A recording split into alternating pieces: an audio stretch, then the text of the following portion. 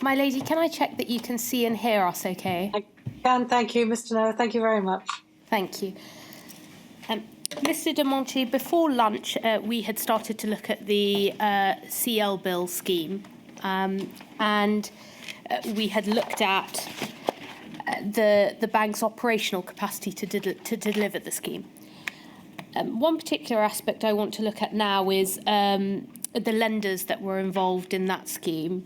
And is it correct that the number of delivery partners accredited under CL bills was much more limited than in relation to C bills? And in fact, I think it was less than 30. Is that correct? Yes, yes, that's correct. Yeah. Yeah. And was this sort of normal and expected given the design of the particular scheme, and that it was meant for only the larger lenders, and so therefore there would have been a limited number of accredited lenders who would have been able to provide the type of lending that was needed? Yeah, it was meant to be for those lenders who had experience in let's say, in making larger loans available. So it was expected to be a much smaller number. That is correct, yeah. Yeah. And as I had said at the outset when we began looking at the CL bill scheme, we had discussed that it was created because there had been discussions about the need for support for what was termed the squeezed middle. And by the 27th of March 2020, the inquiry understands that those discussions about the need for support for that particular category of businesses was already being discussed in the press. And in your statement, you set out that you were not aware of much information being provided to the bank around that time, and it wasn't until the 2nd of April 2020, in relation to policy thinking, that the British Business Bank really understood about the need for a scheme like C-bills. Is that correct? Yes, that sounds correct. So it wasn't until the 2nd of April 2020, which was the time when the bank was understanding what the policy thinking was around the scheme. But that was also the same day, was it not, that the Chancellor announced his intention to launch the scheme? And also it was the next day, on the 3rd, that he publicly announced the scheme itself. Would you have expected to have been consulted and involved in discussions about the design and the policy thinking of a scheme of this kind much more in advance? Ideally, we are involved as quickly as possible, as early as possible. That's always the case, because that allows us to prepare as well as possible. Okay. So do you consider, because of perhaps the pace at which matters were travelling, that was probably the earliest opportunity? Do you consider that it would have been possible to involve the British Business Bank in the policy design? Yeah, I do not know the answer to that question. Because I do not know exactly what took place in government. Yeah. So the short answer is I don't really know why we were not involved in it much earlier. Thank you. Moving on to look at the amendments that were made to the CL bill scheme. On the 19th of May 2020, the Treasury announced that from the 26th of May, CL bills would be expanded for certain large businesses to increase the maximum loan size under the scheme from £50 million to £200 million. Are you familiar with that amendment that was made at the time? Yes, I'm very familiar with that. Yeah. In fact, you mentioned in your statement that particular announcement was made without consultation with the bank. Would you have been expected, given the significant increase, that the bank would have been much more involved in that decision, perhaps given the operational pressures it placed on the bank? Well, in normal circumstances, the answer to that would be yes. But of course, we were still in the middle of the crisis, and things had to move very, very, very quickly. So I could imagine in that case that it was that there were reasons that we weren't involved in it earlier.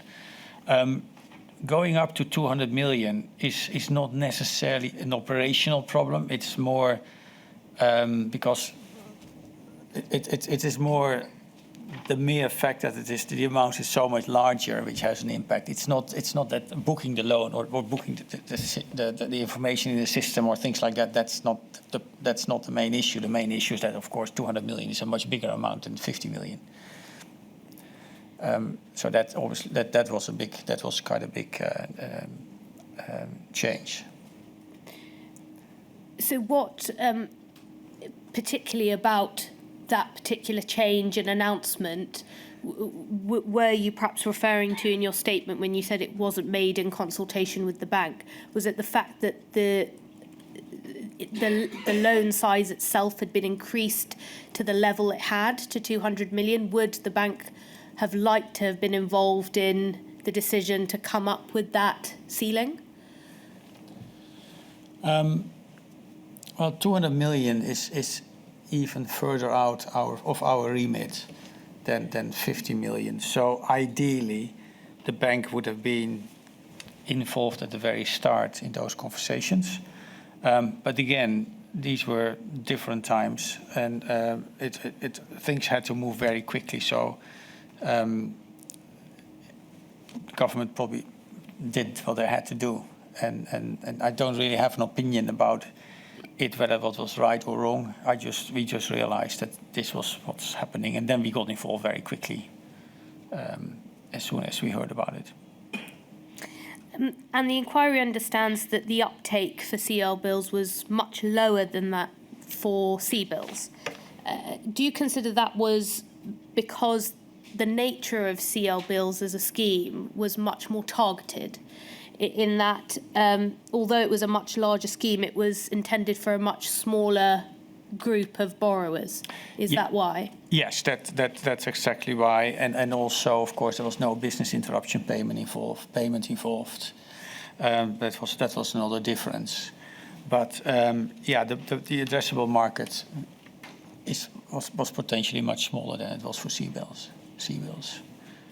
And that shows how the number of loans was just over 700, and for C-bills it was roughly over was more than 100,000 loans. So you're talking about a very different market.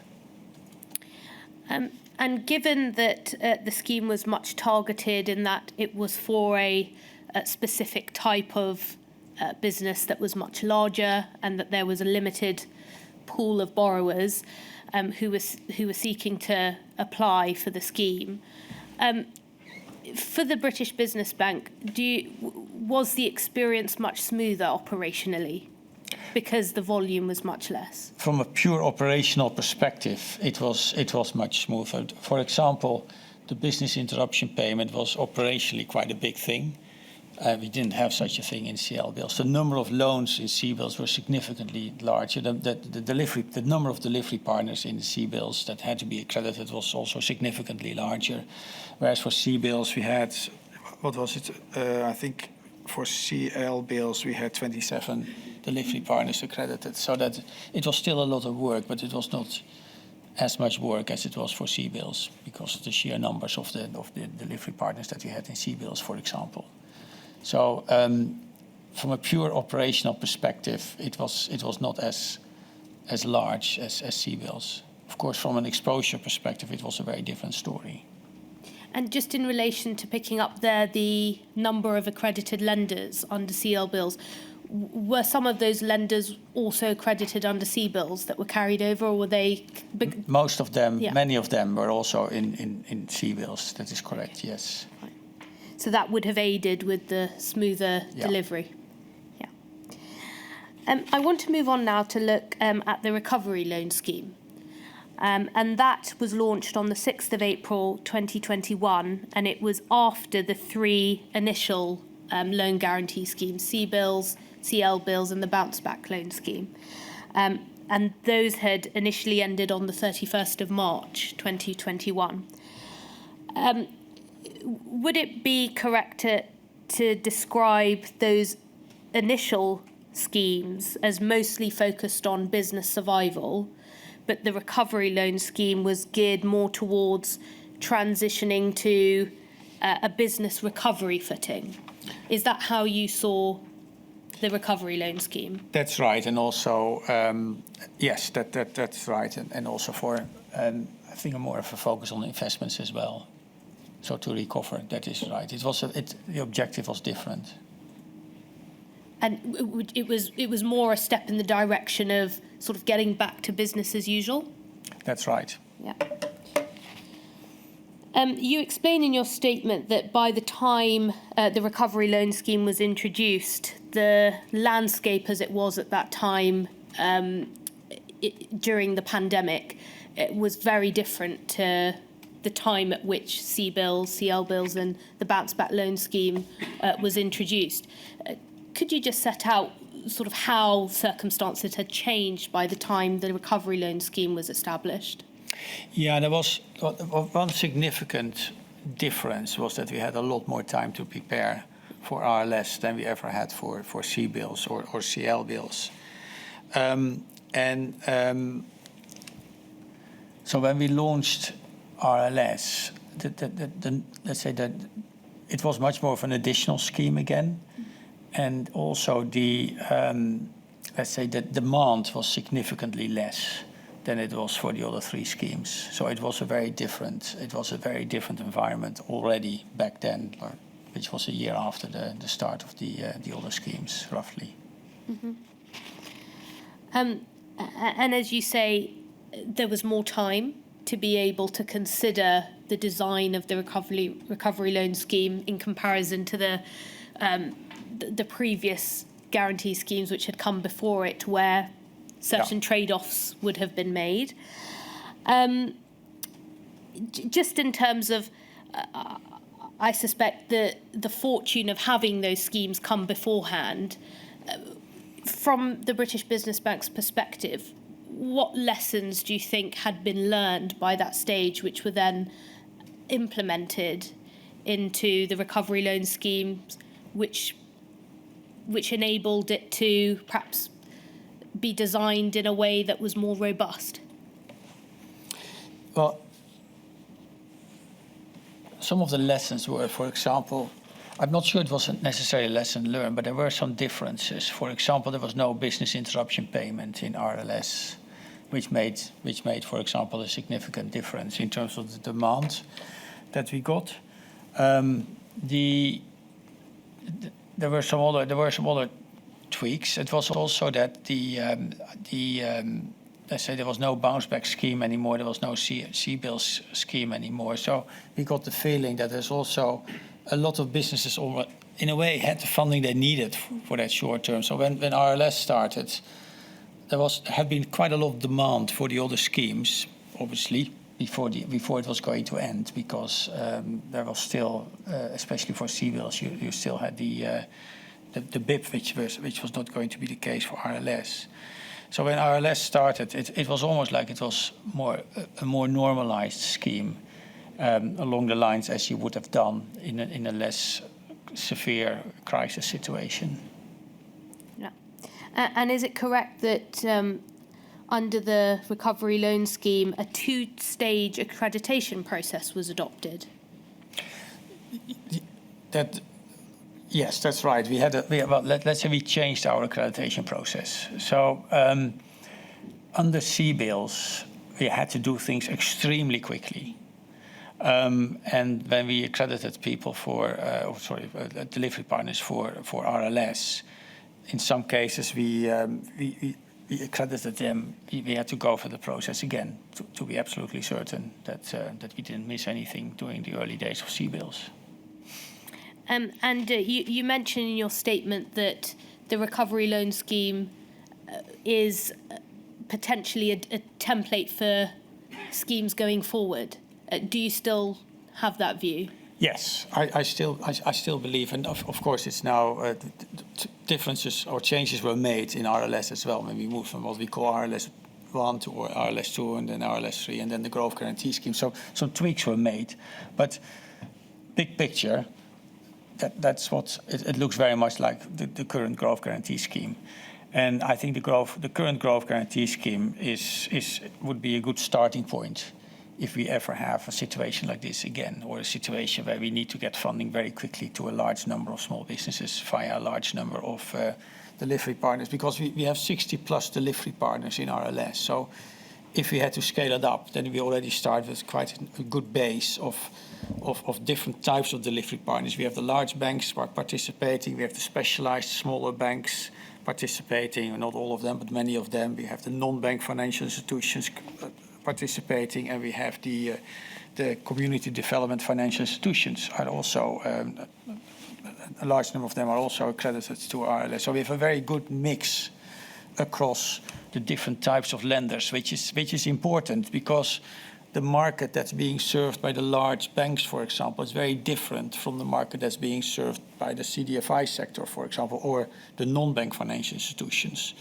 So if you want to have a good spread and covering most of the market, it's important that you have these different types of lenders accredited to your scheme.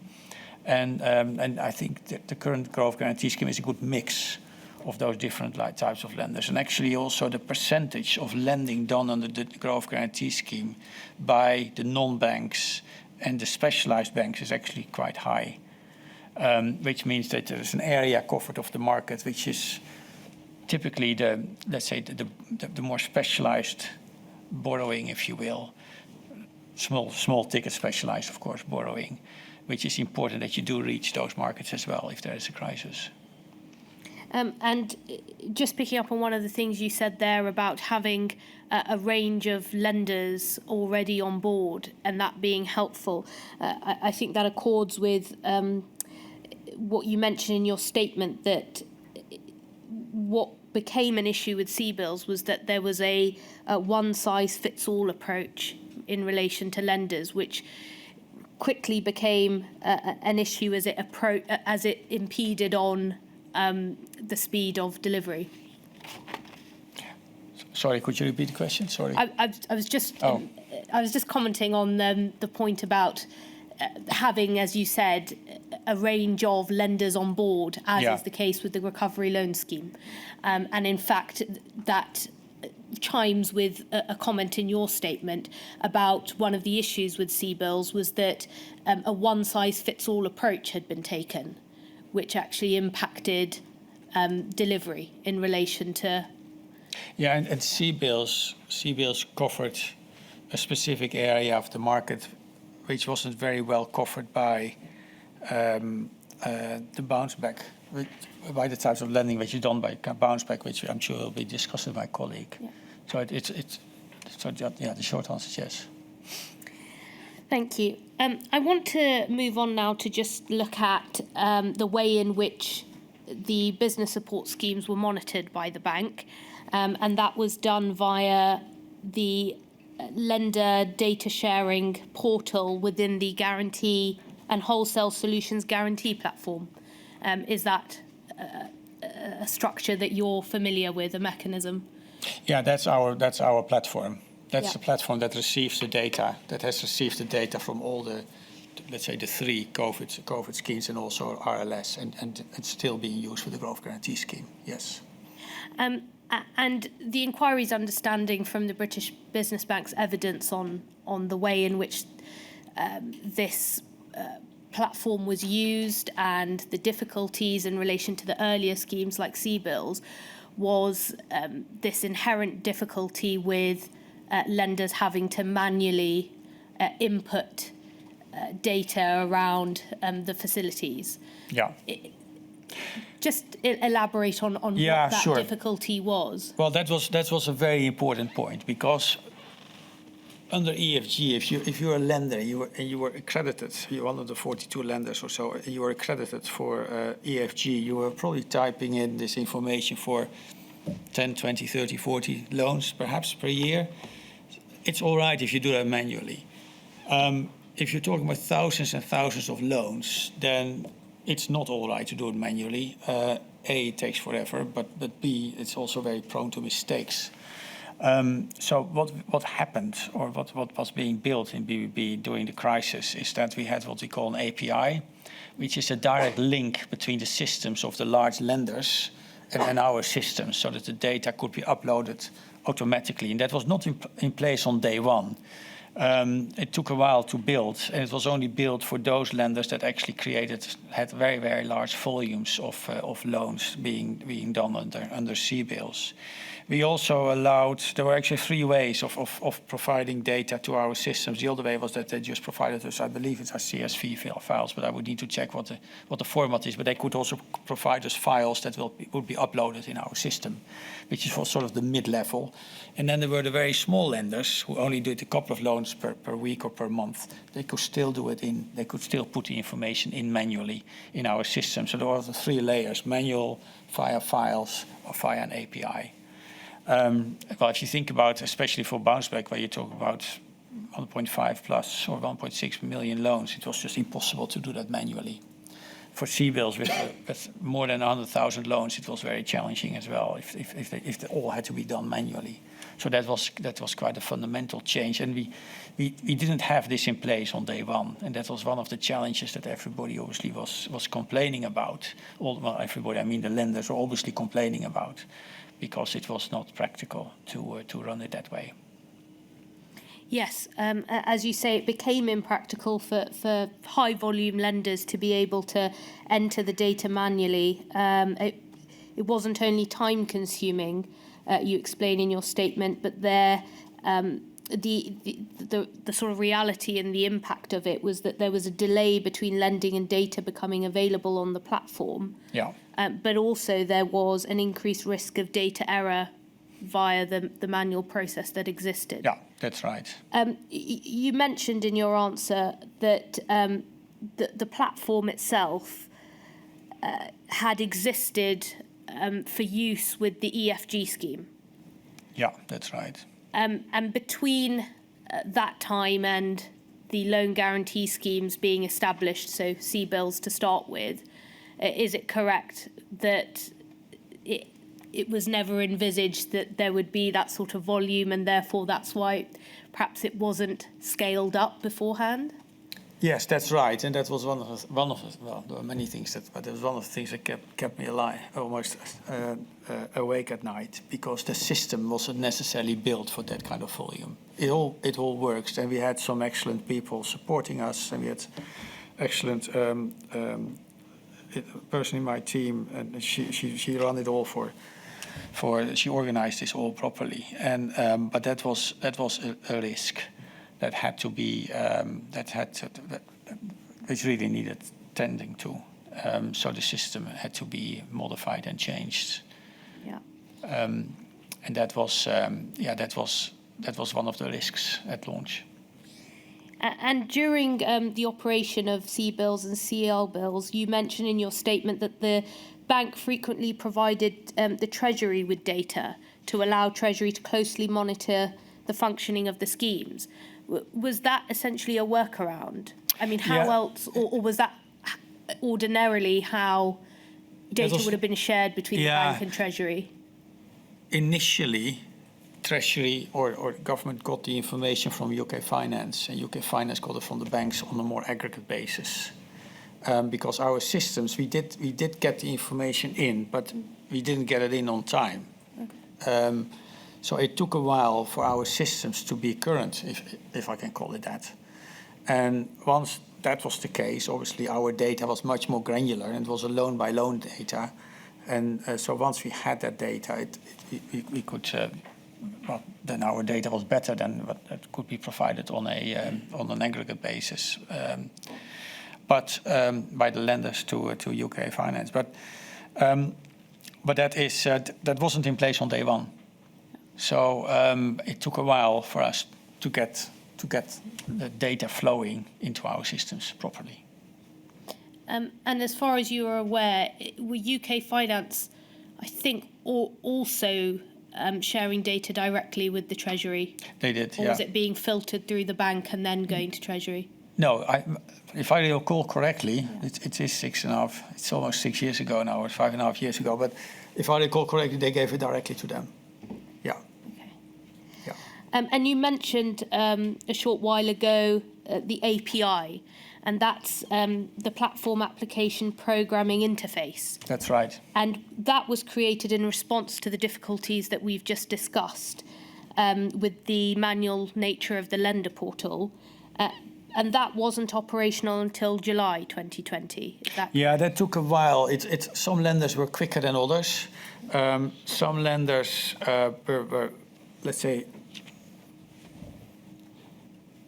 how shall I put this? Some lenders had IT systems which were easier to, I guess, to tweak than it was for others. So it did not all happen at the same time, but we worked with the different lenders to get them all. And I said a bit different, the lenders which provided high volume lending to get them all with a working API. But it's not that it all happened on the same day. It's like this, we hooked them on as and when they were ready and as and when we were ready for it. Yeah. And in fact, you say in your statement that the reasons accredited lenders may have been unable to integrate the system may, for example, be due to technology and cost constraints. So perhaps some lenders will be using it, some won't. Yeah, and cost constraints, I think if you're a very large bank, I presume the cost is something they will just do. But if you are sort of in the mid-level, then it becomes, you need to balance the two out. Is it really necessary to build this, or is it not really necessary to build this? So for some lenders, they probably thought, well, providing files is all right. And others decided to go ahead with the API route. And the programming interface system, it continues to be used to date, is it? The API system for RLS, I would need to check with my colleagues whether it's currently active or not, but we could activate it quickly if necessary, but I would need to check if it's currently being used. Because the large lenders, the high volume lenders, have a relatively small percentage of relatively speaking, a small percentage of the growth guarantee scheme. If you look at the current growth guarantee scheme, a lot of the lending is actually done by the non-banks and by the more specialized banks. So I would need to double check with my colleague.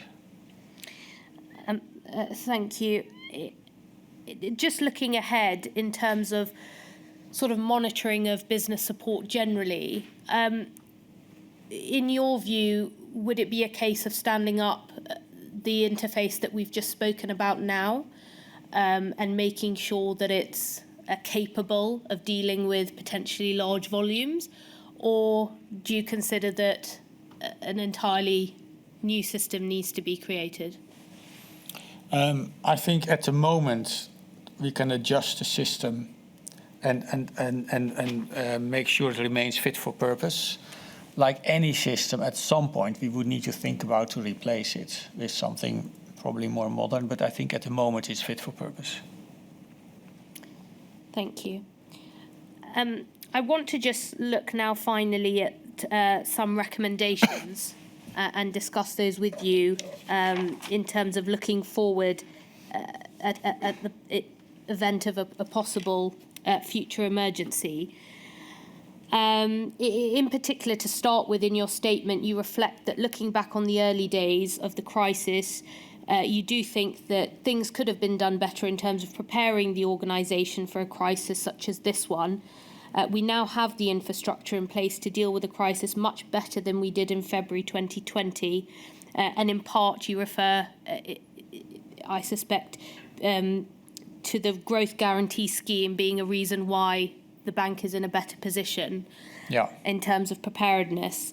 But you also state that it's essential we keep our current guarantee schemes active, but also to have the option of scaling them up. So do you envisage perhaps the growth guarantee scheme or perhaps a scheme being ready and available to be taken off the shelf and stood up if there is an emergency, and making sure that it can be scaled up if necessary? Yes, if it was up to me, we would have a permanent growth guarantee scheme, which is always there, which is structured in such a way as this today, that you can scale it up if necessary. And that's why, well, as I mentioned before, we have 60 or so delivery partners accredited to the scheme, and they are familiar with the scheme. And what's really important, especially for the larger lenders, that they have the processes in place for this to work. The moment you stand the scheme down, what happens, it's almost like an airplane. If you stop flying it and you put it on the ground, if it's a large airplane, at some point it won't be able to fly anymore. But that same is true with these schemes. If you stop it, then the infrastructure will evaporate with all your different delivery partners. And then if you say, oh, can we please use it again? Then well, actually all the people who were used to work with it and who know how the processes work and everything, they will have gone off and do something else, and the know-how will disappear very quickly. So that's why if you want to have a scheme, and at the moment the growth guarantee scheme has a very positive impact, and there's a strong economic reason for having the scheme in the first place. But if you keep it, one thing that we should be doing as well is to have the option value, if you will, that if there's another crisis, that we can very quickly scale it up. I do not think that the current enable guarantee program would work in a very short term if you have to scale it up very, very quickly, because these are bespoke transactions for that you execute for different delivery partners. So it works slightly differently. It's very targeted, but it's not something you can say across the board, okay, let's scale it up tomorrow, because that will take more time to execute. So I think we need several types of guarantee schemes that we can stand up, and one that you can stand up very quickly. And the one that you can stand up very quickly if necessary, or increase very quickly, would be something along the lines of what we currently have, which is the growth guarantee scheme. And in effect, the growth guarantee scheme could in future be what the EFG was during the early loan guarantee schemes during the pandemic. That's correct. So essentially some sort of existing robust infrastructure that could be built upon. Yeah, that is correct. Mr. de Montgey, do you have any other suggestions or reflections that you would like to share that haven't already been covered during your evidence? Yeah, I think as a general point, ideally, as much time as possible to prepare is really important, because these things take time to execute properly. That's one thing. The other thing is that and we are doing this, but it's very important that we maintain a very close relationship with our delivery partners. At the moment, there's a lot of emphasis, obviously, on equity for good reasons, but we also need to make sure that we have sufficient emphasis also on the debt side and the granular debt side, which the bank is doing, but I think it's important that we continue that. And then having a 100% guarantee or a business interruption payment is an important instrument, but probably more for the last resort. And that's something as an option, but it is more of a last resort option, I would think. Thank you, Mr. de Montgey. Those reflections are incredibly helpful. Thank you, my lady. I don't have any further questions, and I don't believe we have any approved Rule 10s. We don't. Thank you very much, Ms. Blower. Thank you very much indeed, Mr. de Montgey. I'm really grateful to you, and I'm sorry we had to keep you over lunch, but your evidence has been very helpful to the inquiry. So thank you for all that you did to provide the written statement and now your oral evidence. Thank you. Thank you.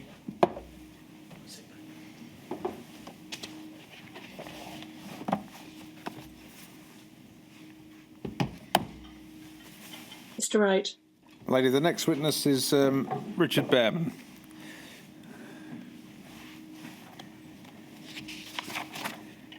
I do solemnly, sincerely and truly, declare and affirm that the evidence I shall give shall be the truth, the whole truth, and nothing but the truth. Sorry for keeping you till late mid-afternoon, Mr. Bevan. No problem at all. Mr. Bearman, you've provided a statement to the inquiry, which is INQ 000653968, and you've provided that in your capacity as co-chief banking officer at the British Business Bank. Is that right? That is right. However, my job title has changed since the submission, but essentially that is correct. All right. Thank you very much. And our interest is in, obviously, what you were doing during the pandemic, and in particular in the fact that you, as we understand it, took responsibility for the Bounce Back loan scheme. Is that right? That is correct. From the bank's perspective? That is correct. Yeah. Just a couple of words before we look at that scheme. In terms of how you saw the bank's role generally during the crisis. And you described it in your statement as really being an interconnect between lenders, by which I assume you mean commercial lenders, and government. Is that right? Yes, I see that as being correct. I think our role,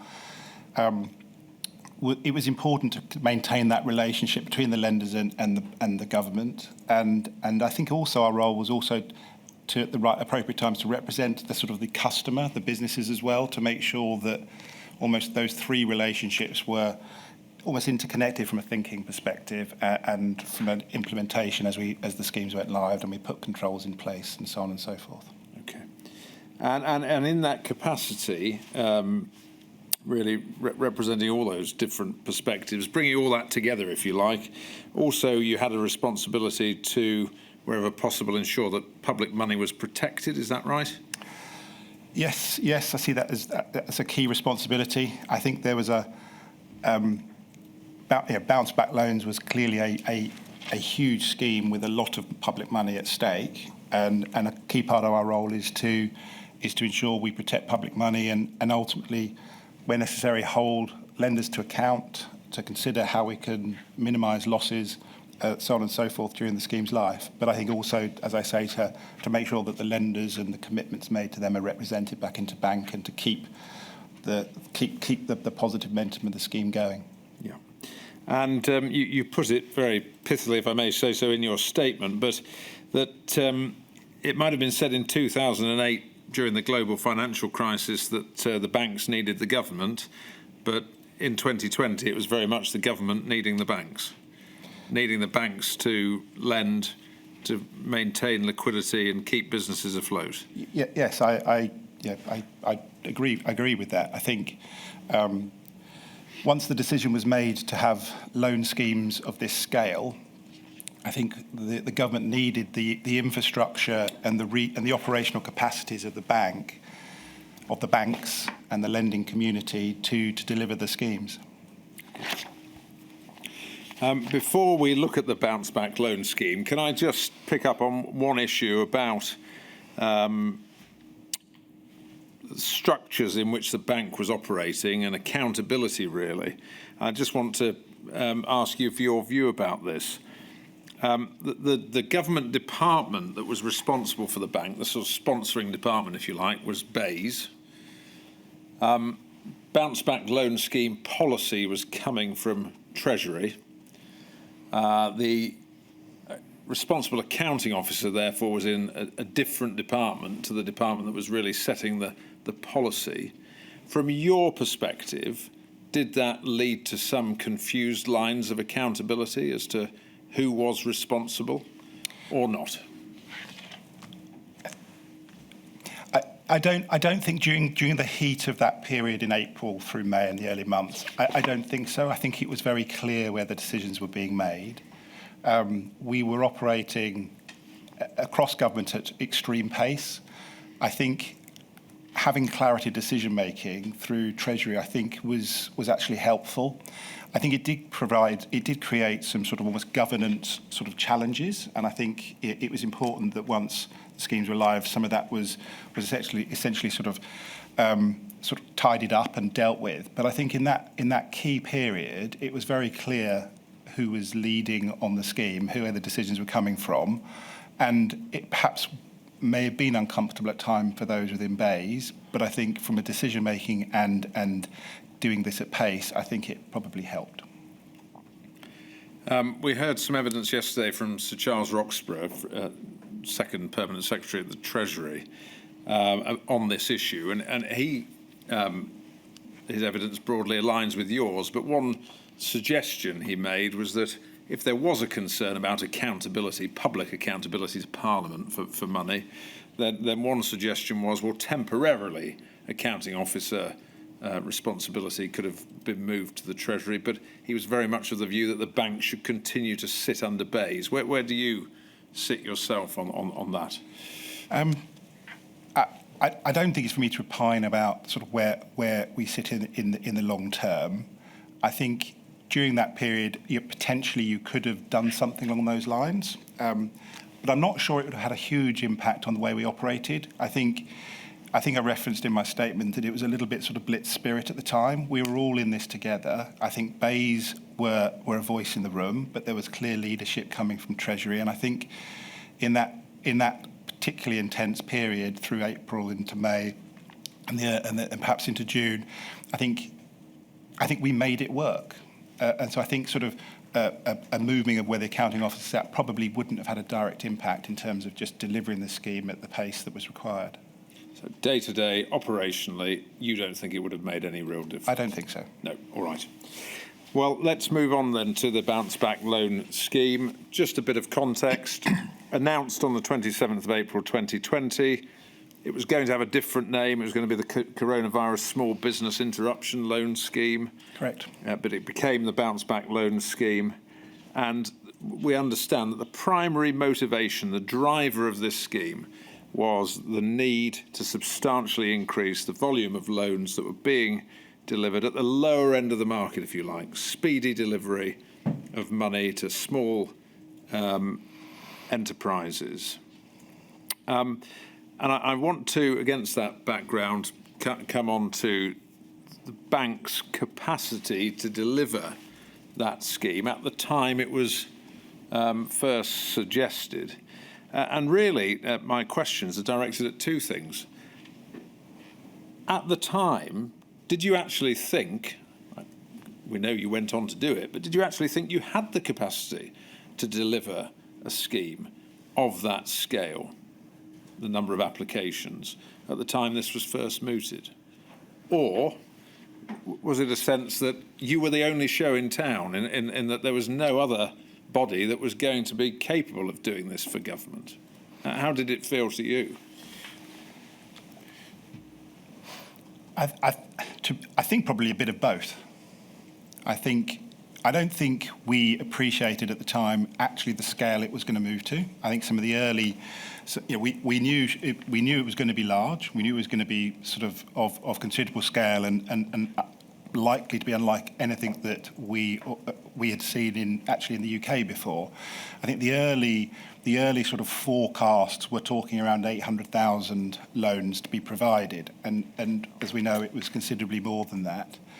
I think there almost wasn't a lot of time to sit back and think about almost that longer term consequence. It was very much one of those roll your sleeves up and get on with it and try and work through it. And so the bank was stretched. Reinhold, who you've just heard from this morning and this afternoon, his team was fully stretched, which is one of the reasons they brought myself and my team in, but also because my experience and my team's experience was in volume lending and at the smaller end of the market, both previous to joining the bank and at the bank. And we had expertise in that team from the startup loans team of recoveries activity, of sort of counter-fraud activity. So it was the one team that was best placed in the bank to bring their expertise to this particular loan scheme.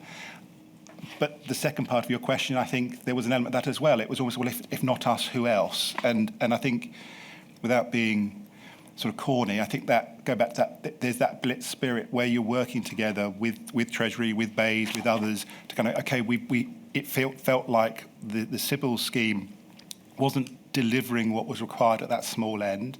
The noise coming from the industry groups that small businesses were running out of cash, and it was kind of, okay, we just got to find a way to do this and do it as well as we possibly can. I mean, the way you put it in your statement is really that on the if not you, who question, there was nobody really, in no institution in the country that had experience in financial services of something like this, because it just hadn't been done before, the scale. Not at this scale and not in this way, No. a guarantee scheme. No, so it wasn't a case of looking about to say, well, has anyone got better experience? Because no one would have had it, really. I would agree. Yeah. So, as you said, your team was running the closest thing that the bank had to a volume scheme, the startup loan scheme, which was a retail commercial type product. And so it really fell to you to try and take it forward. Is that the position? Correct. Yeah. Now, this scheme we know was designed and implemented in about 13 days, I think it is, being launched on the 4th of May. And I just want you to perhaps explain. I mean, this wasn't 13 days in which the bank wasn't doing anything else. That there were all these other things going on that we've just heard about from your colleagues. So resources, presumably operational resources in the bank, were already under pressure. Is that fair? Yeah, that's very fair. Yeah. And what further additional pressure did having to be involved in standing this up in such a short timescale place on the bank? And how did you cope with it? So there were various elements of the bank that, because of the sort of pandemic, that were sort of slowing down and had less activity. So we were able to sort of transfer resource. So, for example, the accreditation process that Reinhold Demonchy talked about earlier, we were able to put some resource in there from a team that wasn't as active because of the pandemic. But essentially, the impact was it was really around, frankly, long hours. People's commitment and resilience, and as I say, sort of for this scheme, it was quite clear that the teams looking after the CBILS and the CL bills didn't have the capacity, so we moved the startup loan team into dealing with this. We upgraded, brought people up, sort of not promoted, but sort of gave people more responsibility, shared it out, and essentially, as I say, it was all hands to the pump. We did bring in external expertise, which I'm sure will come on through the use of PwC, but it was an immensely challenging time. But as I say, it was one where you felt, well, if we didn't do it, no one would, and you could see the potential risk of not delivering a scheme of this type. So it sounds like you were trying to find solutions all the time rather than looking for reasons not to do things. You were trying to find workarounds and ways to make it happen. Is that fair? I think that's fair. Yeah. And did you also find, sometimes you can think about a huge team and think, well, that's a good thing, but did you find that actually having a relatively small team that was therefore very focused on the work was a benefit? I think that's a fair comment, and I think it's also fair that, again, we may come on to this, but in the original design, there was a small number of lenders that were involved in that 13-day period. And so I think by having a small number of industry sort of experts, a relatively small number of people and clear decision-making from, as I said earlier, from a Treasury perspective, allowed us to cut through quickly and make decisions quickly to deliver the scheme. Okay. I just want to look a bit at what was happening in those days leading up to launch on the 4th of May. We understand that on the 20th of April, Patrick McGee, who was then the chief commercial officer of the bank, made you aware of a telephone call he'd received from the Treasury. He thought it was from the then Director of Financial Services at the Treasury. And it was to the effect of informing him, as we understand it, that over the weekend the Chancellor of the Exchequer had met with chief executives and senior management of some of the larger UK commercial banks to discuss whether they could support this sort of scheme. And the advice coming back from the commercial banks to the Chancellor being passed on to you was that, yes, but only if you remove the need to have checks on business. In other words, that's the only way they were going to be able to deliver this sort of accelerated product. And did you understand that some discomfort was expressed about that from your side, if you like, from the bank's side, because of the risks that would involve? This was taking quite a lot of risk. Essentially, yes. It's the key theme of the scheme, is to deliver at the pace and scale that central core sort of policy intent. That to do that the removal of those checks would allow that pace and scale, and ultimately was proven to be the case. But it was apparent from day one, and I don't think anyone was under an illusion from day one that if you don't do the checks, you're exposing yourself to much more risk, both credit risk, but then also fraud risk. Might be perceived, therefore, that the commercial banks were really calling the shots, in the sense that they were saying, the only way we're going to do this, deliver this accelerated lending, is if we don't make the checks and someone else takes the risk. Is that a fair position? And I wouldn't agree with that as a fair position. I think it's a very practical explanation of the challenge, which is if the more checks and controls and procedures you have in a lending process, the more time it will take. And then also the other element to it is the more people that will fail those checks, and we're talking predominantly about credit checks. And so if you have credit checks, you'll have more people that will fail those checks. And as you increasingly go deeper into the sort of pandemic and lockdown, the more difficult it becomes to pass those credit checks, because you're sort of essentially looking at the viability of the business, the affordability of the debt, and as businesses go into that lockdown, it increasingly becomes obvious that they're not. So there's a sort of, I think it was a practical, sort of sensible response to say what's essentially holding us up in the journey for our clients through the CBILS process is essentially the checking processes and the decision making we're having to do to make sure that the businesses are viable, and so I think it was a sensible conclusion, as long as you then accept the resulting risk from that decision, which is potential higher losses. So this wasn't a case of the banks saying, we're only willing to help you if we don't have any skin in the game, effectively. This was the banks saying, look, we can make this happen, but these are the things you're going to have to do in order to make it happen for all good reasons. So I clearly wasn't on those calls, but that would be my interpretation, yes. Yeah, okay. And it was after those calls that Patrick Magee really tasks you and your startup loan team to start thinking about, can we scale up the infrastructure?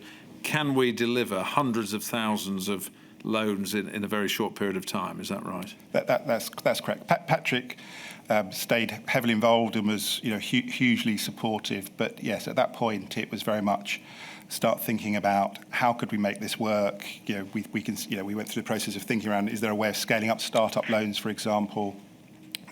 What other options have we got? And ultimately, essentially, how could we operationalise this scheme if it comes to being approved and we get the instruction to move? Yeah. And just picking up on that, you thought, first of all, well, we've got this reasonably high volume scheme, the startup loan scheme. Can we scale that up? Could that be a vehicle? In the same way, presumably, that CBILS have been built on some existing architecture, you thought, well, can we take what we've got and build on it? But was that not viable?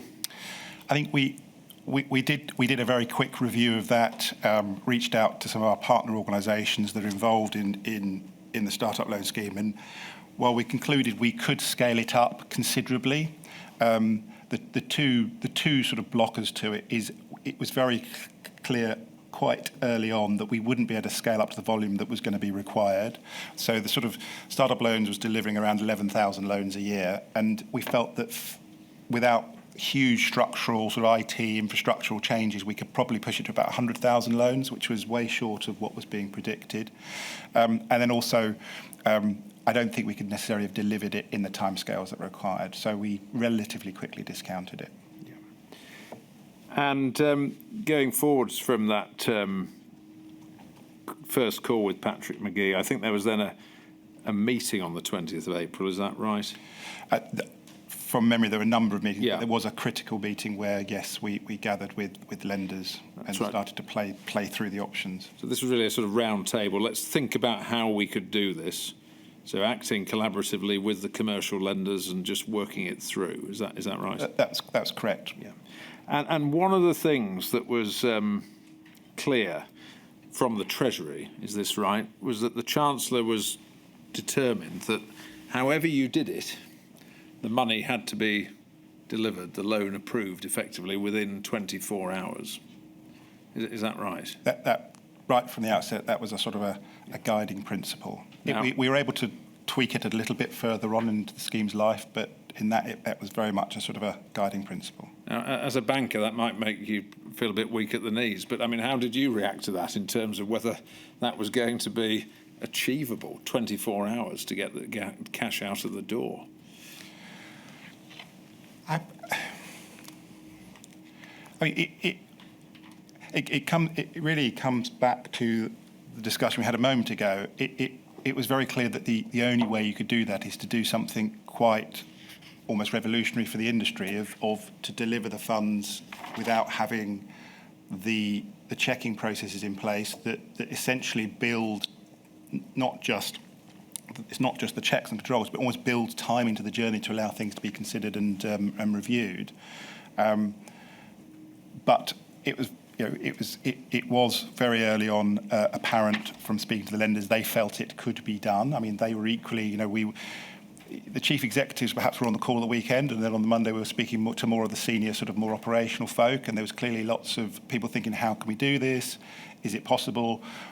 Everybody fearful that there might be challenges with it, but again, I think there was a kind of, okay, we need to do this. We need to try and work through how it's possible, how it's plausible, and how we can get this done, because it was apparent that the Sybil scheme wasn't delivering to those smaller businesses at the pace was required. And it's in my statement, but you had people like the FSB saying, small businesses have 4 weeks of cash left, and the sort of I haven't got evidence of that. There wasn't evidence, but they were not the only one. All the industry groups were saying that, the small businesses, they're running out of cash. And I think logically, when you think you're heading into this sort of likely to be extended lockdown, it was logical. If you can't trade, you're gonna shut. And so it was felt like it was as difficult as it was, we should work together to find a solution. When we heard from Sir Charles Roxburgh yesterday, a similar point. This wasn't, could you do this scheme or a different scheme? It was, if we don't do something like this, then all of these businesses are going to start to fall over, and the consequence of inaction was as serious as the consequence of action. I think so. I know you sort of, with hindsight, you look back and you think, I wonder if, and you sort of think through the kind of the various consequences, and clearly lots of mistakes were made along the way and things could have been better. But it felt like it was existential for the SME community at the time.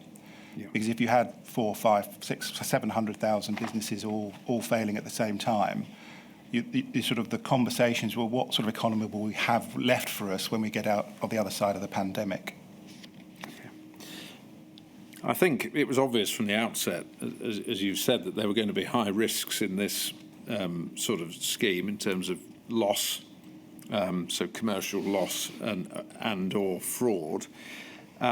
But this had never been done before, and so in those early days, I mean, you did your best with discussions and informal calculations about what those rates may be. And I don't mean to be flippant about this, but was this educated guesswork as best as you could have it, where the levels of loss and fraud might sit?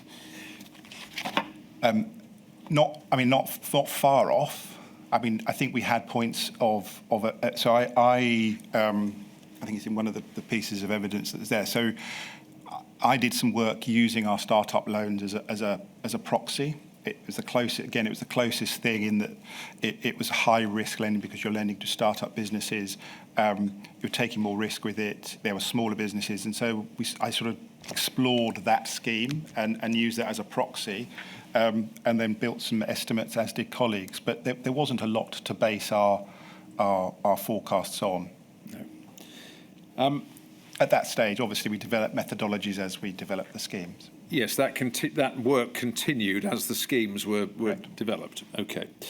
Would it be fair to say that you viewed the bank's role in the Bounce Back Loan Scheme to be operational? It was your function, your job to make it happen. Policy, whether to do this or not, was being driven by the Chancellor through the Treasury, and the bank was therefore concerned with how do we make this happen if we're told that it's going to happen? I sort of partially agree. I think our core role was operationalising the scheme, but I do think we also brought our expertise to bear in terms of sort of advising the officials to help them advise ministers.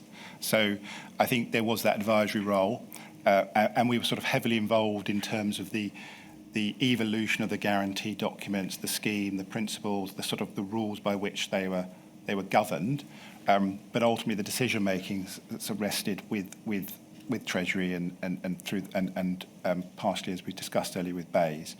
And so in that design phase, there was lots that was quite instructed to us, but we were able to influence and put, ensure that there were sort of changes made to the scheme that we felt were appropriate, and there were other suggestions or recommendations we made that weren't. So it was an operational role, but you were using your operational experience to feed back in a sort of feedback loop in the hope that where it was appropriate, policy might be tweaked to make the most of that experience. I think that's fair. Yeah, okay.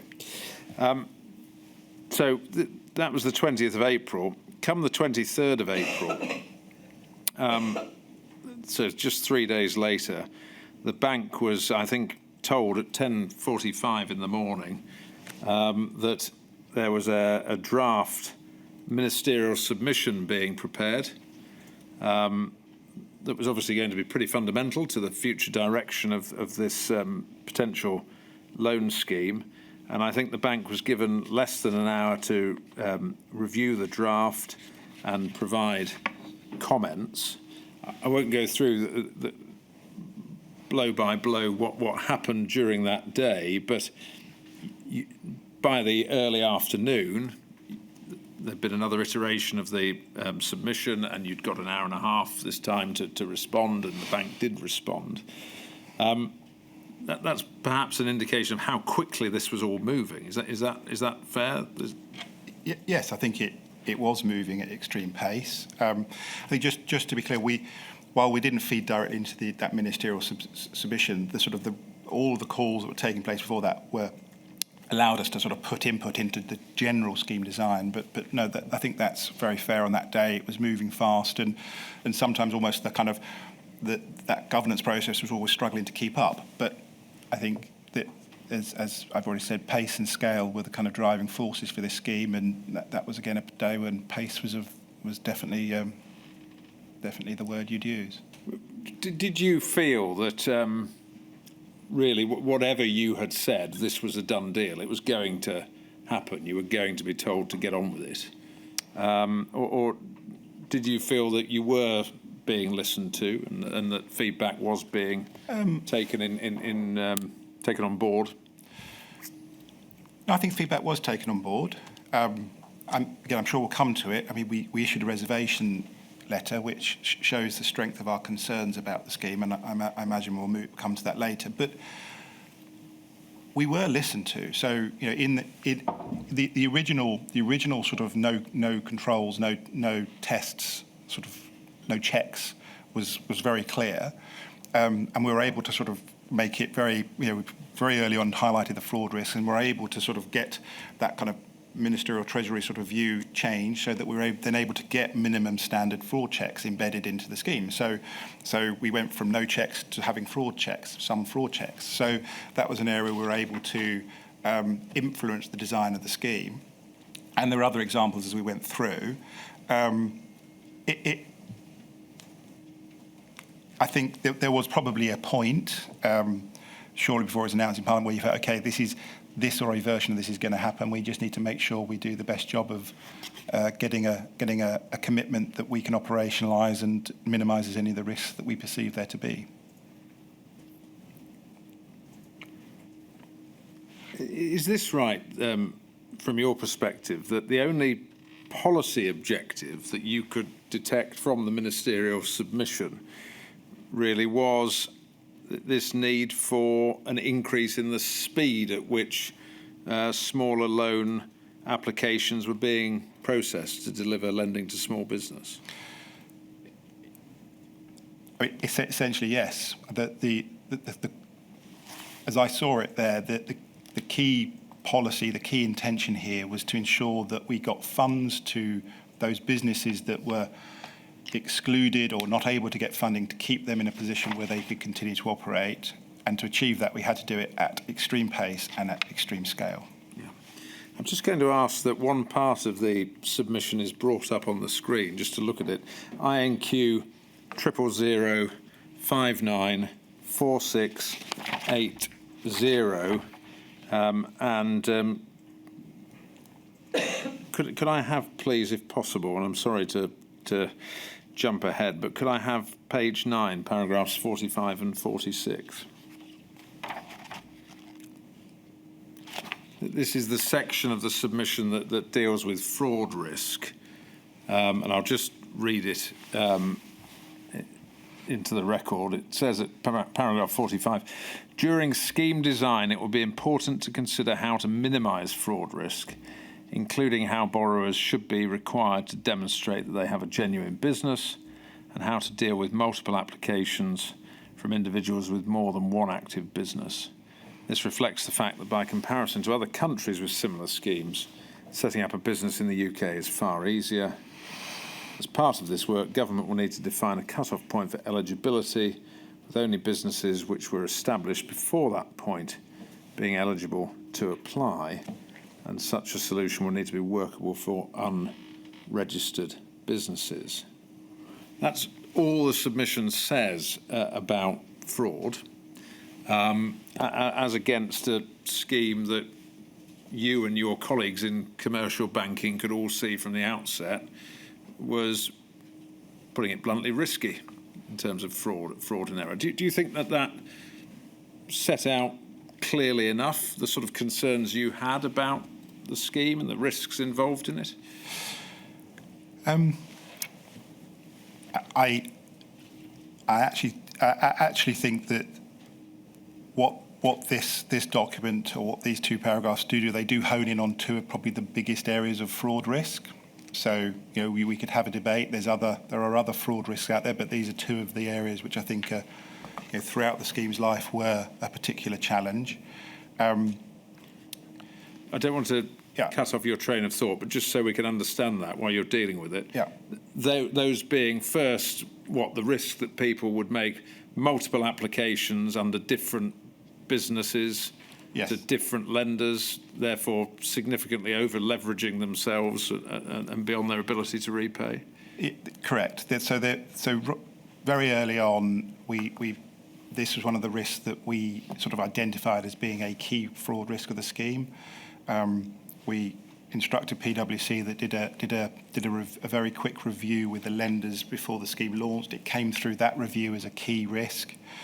And in fact, it's a risk we referenced in our reservation notice. So it was right from the outset seen as a risk where that at launch that there was unlikely to be any way of actually having a control in place to stop this particular risk. And because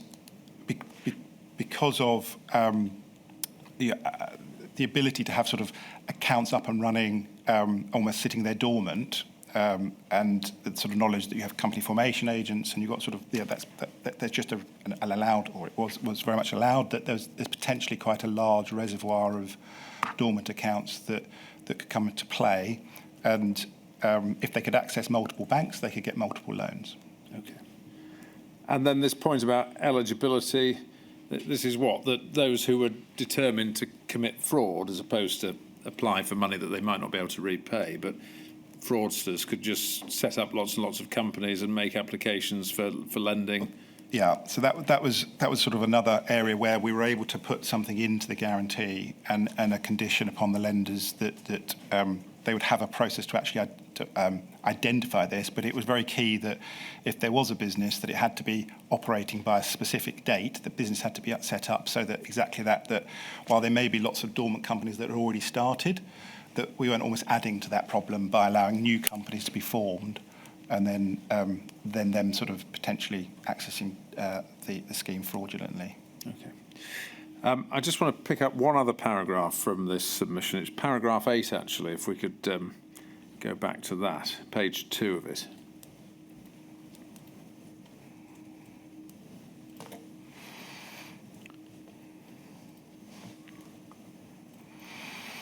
And we see there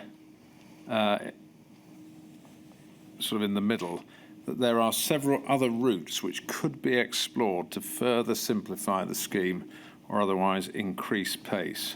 These could be delivered instead of or alongside a new scheme. Now, the scheme there is CBILS. There's the scheme that wasn't really delivering at that time. And I just want to pick up on that and get your view about it. You've talked about the need for something to happen quickly and this sort of blitz spirit of people coming together to make it happen. But it appears, at least from that part of the submission, that there were alternatives. And I just wonder whether you think sufficient regard was had to those alternatives rather than taking this sort of high-risk approach. And if you do, why this remained the best approach? As I said, so I didn't, obviously, as we said, I didn't input directly, so No. I can't say what they were specifically referencing to. However, through the conversations we're having with Treasury and Bayes and others, the other options that were being explored are out in the time. Again, start-up loans we discussed, but discounted quite quickly. Probably the big alternate that was discussed in this phase was actually not loans at all, but grants. So there was a number of conversations where it was actually, should it be a loan, should it be a grant, and whether it was discounted with sufficient thought or not, it's difficult to say. But it was discounted essentially on the basis that there were there were grant schemes within the system already. I think the realisation that actually with a loan, even with high risk, you still anticipate the majority or a good chunk of that to come back, whereas obviously with grant you wouldn't.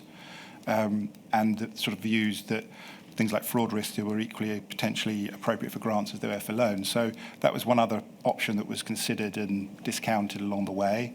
I think there are also conversations about whether there could be changes made to the CBILS scheme, conversations around particularly the lower end. But this is where the Consumer Credit Act comes into play, because they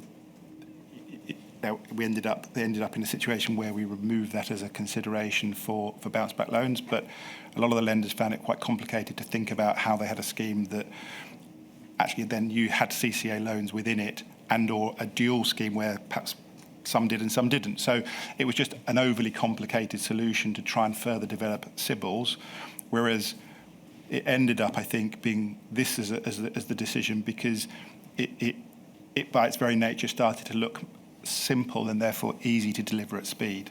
Yeah, and interesting you come back to that, deliver at speed. I asked you earlier about the policy objective that you could identify from the submission, and that was the only one you could really identify was this need for speed. And so it appears really that, as I understand your answer, it was that driver, this need for speed. There were other ways you could have delivered money, but none of them that would have seen it being delivered at speed in this volume. Is that right?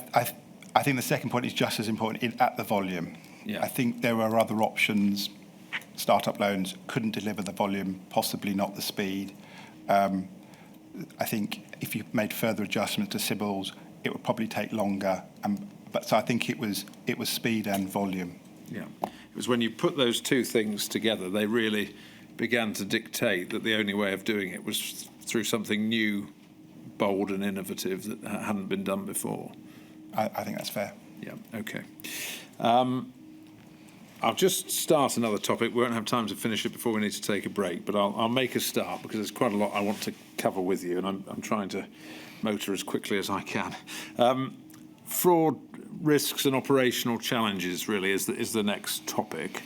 You've spoken about those, and you also mentioned PwC, PricewaterhouseCoopers, and I just want to understand why the bank decided to bring in PwC, what they could bring to the table in the context of the risks and challenges that you've already spoken about. So because it became very apparent very quickly that fraud was going to be this challenge of the scheme, we wanted to get an independent view of that, and as I said, we also were resource constrained. So to bring resource in to sort of give us a little bit more firepower to investigate. And so we instructed PwC to, at pace, to engage with the lenders to explore a number of areas to help us understand actually the viability of and the impact of no fraud checks or some fraud checks, what they would likely to be doing, what the potential benefits of those fraud checks, and then also to engage with the lenders to really sort of work through them to understand, okay, if this scheme in this format came to life, what are the key risks we have to worry about? And so it was in a way of having a very quick, essentially a fraud risk assessment with the lenders' expertise involved. We went with PwC. Some were very pragmatic because they were already involved in the Sybil scheme. So they already had a sort of contractual relationship with us. They already had an understanding of the schemes, an understanding of the bank. So that allowed us to bring them to bear quickly and with a lot of embedded expertise and knowledge about the scheme and us as an organisation. And they also had a good understanding because of their relationship with the high street lenders, particularly of how banks operate and how the schemes work. So it was practical to bring them in because we could bring them in quickly, and I think they brought the right level of almost third-party expertise to help either challenge some of our assumptions or to better inform us about the right way to progress and potentially what additional controls we could bring to the scheme to minimise fraud once it had launched. Okay, thank you. Well, we'll pick up after the break, if we may, what some of those developments were. My lady, is that a convenient moment? It is, and I shall return at 3:30. No, 3:15. Sorry. You look a bit worried there, Mr. Wright. Yes, we're slightly shocked, but thank you.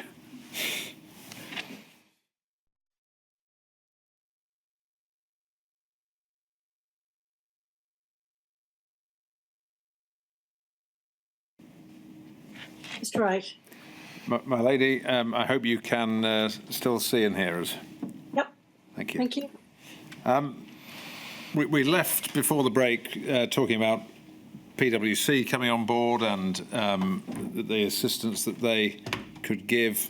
And I just want to pick up on that now, looking at an email, please, which is INQ 000 594688.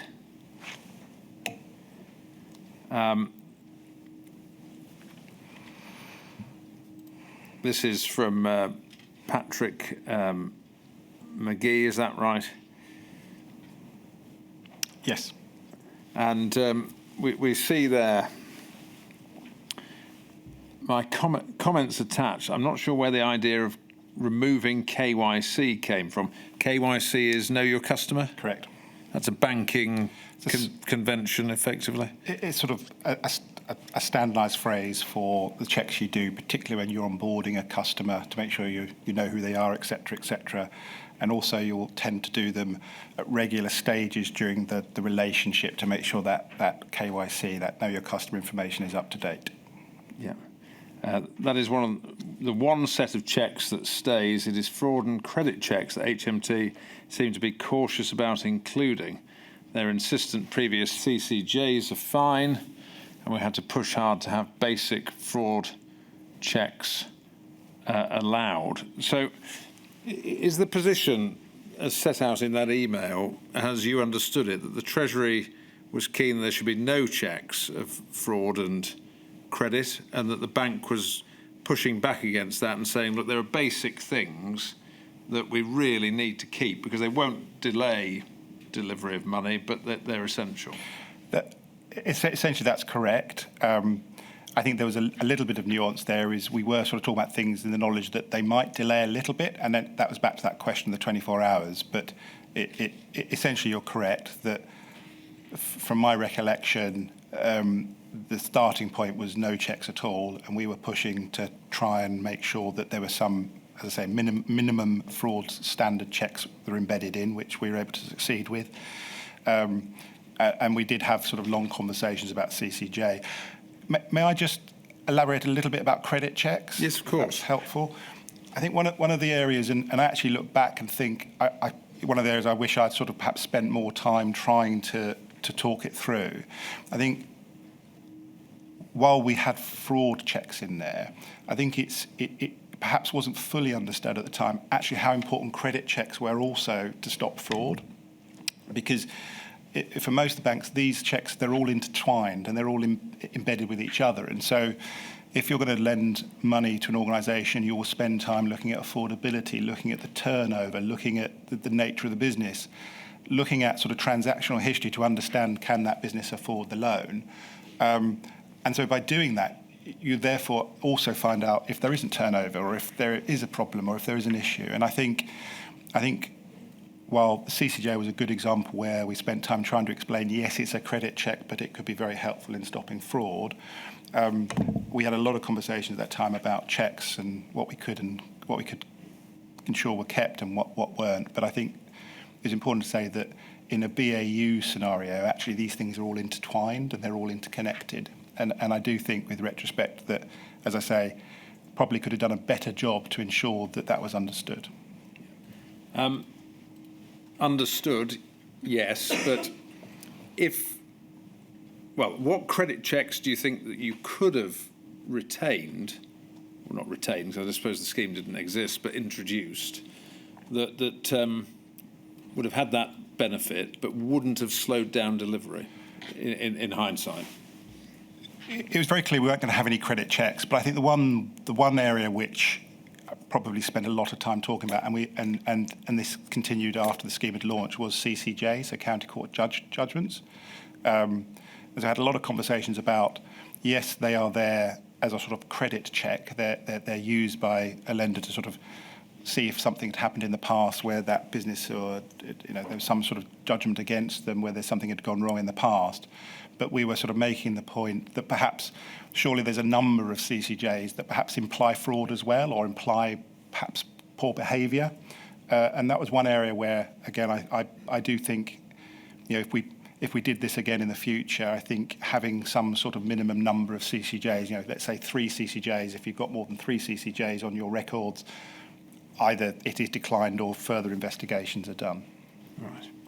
So that wouldn't have slowed down delivery of support in a lot of cases, but in those cases where there were CCJs, it would have enabled that extra layer of security. It would have done.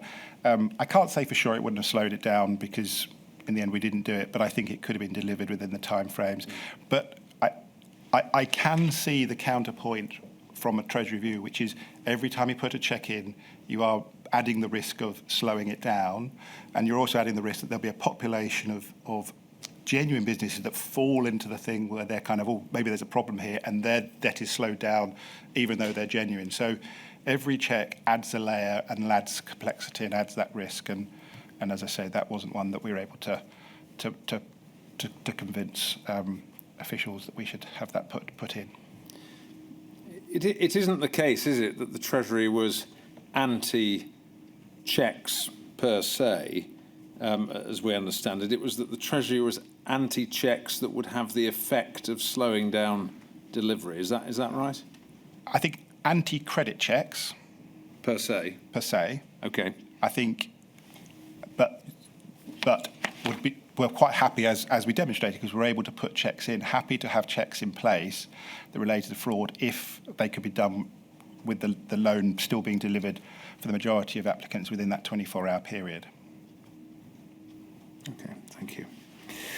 So you were working with PwC. You were trying to identify things you could do to minimise risk, but not get in the way of speedy delivery. But ultimately, did you remain concerned that you would need to operate under a ministerial direction, given the level of risk that remained in this proposed scheme?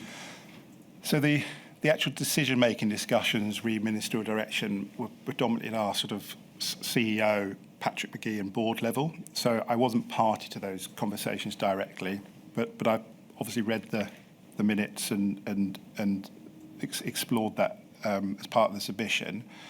And so I think essentially you are right. I think these concerns led to that debate and discussion around reservation notices and the right level of ministerial direction.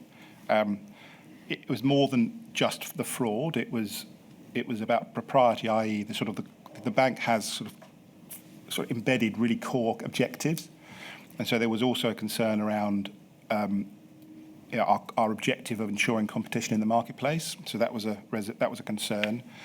The value for money, which was driven by the fraud and potential credit losses, and then the third area was around the ability to deliver and the pressures on us and the lenders to deliver. I think there was a fourth theme that kind of ran through there a little bit, which is also about consumer protection and the risks of removing the CCA from this scheme. It allowed speed and volume delivery, but it was removing consumer protections. So that was also a theme that ran through that debate and discussion. Yeah. I mean, important, you should stress those other things. This wasn't just about fraud or potential defaults on loans, but can you just expand a little on the point about it being part of the bank's obligation to promote competition and how you viewed this scheme potentially as being anti-competitive, how it impacted on that? I think anti-competitive is quite a strong word, but I think there was that concern running through that that it was clear from the outset that we probably wouldn't have, if we went live with this scheme, the volume of lenders that we had in the Sybil scheme, because there was sort of certain levels of size and scale and that was going to be required, and also the pricing of the scheme was 2.5% fixed rate was a price that potentially would exclude certain providers. So there was a concern that if you had a scheme of scale with only a small number of providers, that would put at risk that objective of ours to encourage and support competition across the marketplace. And I think it was a valid concern at the time. Actually, in retrospect, I'm sure there'll be organisations out there that would disagree with me, but I don't think it had as big an impact as actually we feared. So in retrospect, perhaps that wasn't one area that was as bigger a challenge, but at that point in time, it was a major concern that we had. Yeah. So these were all things you had to think about if you were doing your job responsibly. Yeah. And flag, albeit you couldn't know exactly how they would land. Yes. Right. And so we understand that a letter setting out the bank's concerns was sent to the private secretaries, to the Secretary of State in Bays, and to the private secretary to the Chancellor of the Exchequer. And I'm just going to ask if that could be put up, please. I think it's INQ 000563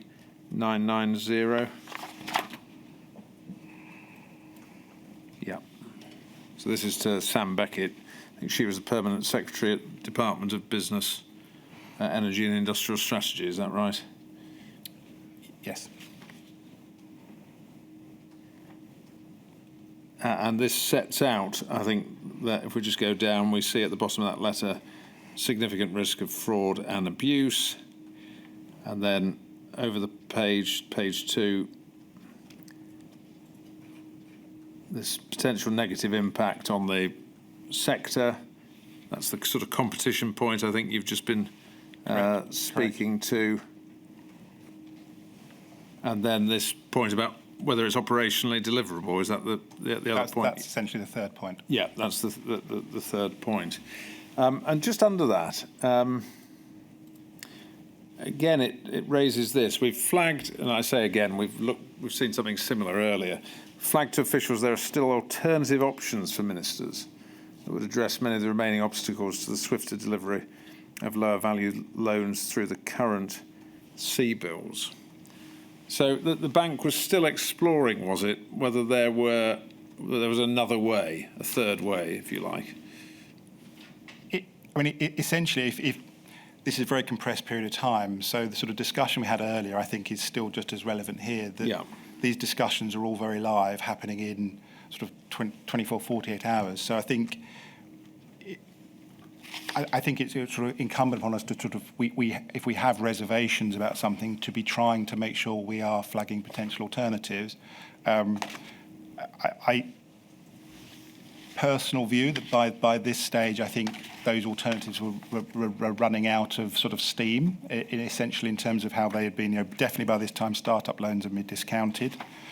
But I think from my perspective, it's sensible if you're putting reservations to at least be trying to think through what the alternatives could be.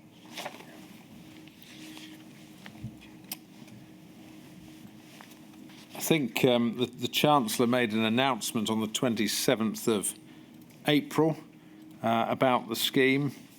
And we mentioned earlier it had a different name initially when it was conceived, but it was announced to be the Bounce Back Loan Scheme.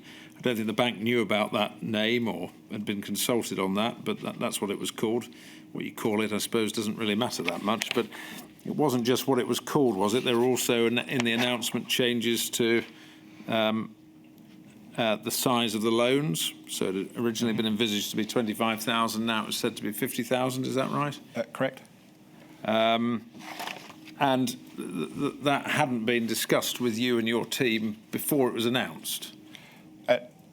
Not to my knowledge to any of the team, no. No.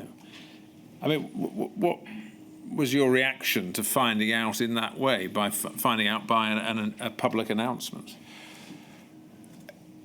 It was a surprise. I mean, it was a surprise because up until that point, we'd obviously been discussing £25,000 loans. I mean, as you say, the name change, I think there was lots of sort of conversations and sort of chat about names, that sort of thing. But as you say, not in itself material.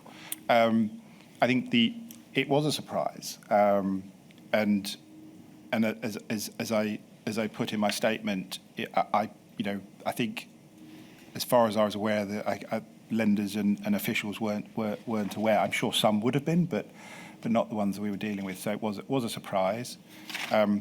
I read in Chancellor Sunak's statement that he made the decision on the back of conversations with lenders. So, but I other than that statement, I've seen no other sort of rationale for it. I mean, other than the fact that it's always nice to be asked, did changing it from £25,000 to £50,000 actually do anything to change or affect the issues that were under consideration? Were they still all the same problems? It was just a different ceiling? I think it brought some. I mean, it definitely brought some positives because it clearly drew a sort of. It provided support to a wider range of bigger businesses that I think were struggling, and equally gave us sort of almost a crossover, much deeper crossover with the Sybil scheme. So I think definitely you could see the advantage and benefits of it. I think the underlying challenges were still the same. I don't think it changed operationally too much, the challenges. The fraud risks were the same. I think it's probably an obvious point, but it increased the sort of the quantum of fraud risk because it obviously increased the quantum of the amount of money that someone could take. Right. So that was the 27th of April, and I want to move on to a slightly different but related topic. Also from the 27th of April, because I think on that day, the Chancellor makes this announcement, but you also organised and set up a workshop, if you like, a fraud collaboration call with representatives from lender institutions to discuss how you might minimise fraud in this scheme. And before I ask you just to explain that, should we understand, therefore, that everything told you this was going to happen? You were going to be told to get on with this and deliver it. So you weren't waiting for that to happen. You were trying to get ahead of that and be as proactive as you could be about what you could do to minimise fraud. Correct. Yeah, I agree. Okay. So what was the point of the forum, and how did it work? So we'd had lots of bilateral conversation with lenders on the scheme in many different ways, but fraud was a recurring theme. And so I actually discovered that there was no forum where commercial lenders came together to discuss fraud. So the UK Finance did host events for the retail bank, the retail banks, but there was no forum, and it just seemed very sort of obvious that if we could bring those organisations together, we could fundamentally start to share best practices, start to discuss, at this stage we hadn't gone live, but discuss the sort of the themes. We could talk them through that PwC report. We could start to engage them. PwC were a key player and were able to sort of engage them at that event. But it was really to kind of bring the collective minds together to think, okay, if we are going to be going live with this scheme, what are the risks, what are the challenges, and what can we do to minimise it? That forum continued, and it evolved into a regular forum that was weekly and then became bi-weekly, and then it is now operating monthly, and it's sort of evolved a bit because we also talk about, or they also talk about recoveries. But essentially it was to share thoughts, share ideas, build up the risk basis, to be able to speak to all the lenders. So, the Cabinet Office counter-fraud function could come along. We could get NATIS along, who, when they were involved from an enforcement perspective, Home Office came along to the other. And it was that ability to bring all those minds together and in one place, work through the challenges, and actually come up with ideas, come up with solutions. And again, we may come on to this later, but of the controls that were put in place once the scheme was live, most of them originated in that forum, where someone within the forum was saying, okay, we spotted this, we've identified this challenge, and that collective collaboration to try and work through, well, what could we do about it? And then, Cabinet Office or someone to say, okay, well, we'll take that away and we'll try and come up with a solution. So I do think, while fraud is clearly a hot topic and a theme, and one that I will never, ever get to a point where I don't feel anything other than frustrated by the fraud that took place, I do look back at the creation of that collaboration working group with a small amount of pride, to think, we got the lenders together, and that's still going. And I'd like to think there's a little bit of long-term benefit as a result of it. But it was a really important forum to resolve issues and to understand the challenges.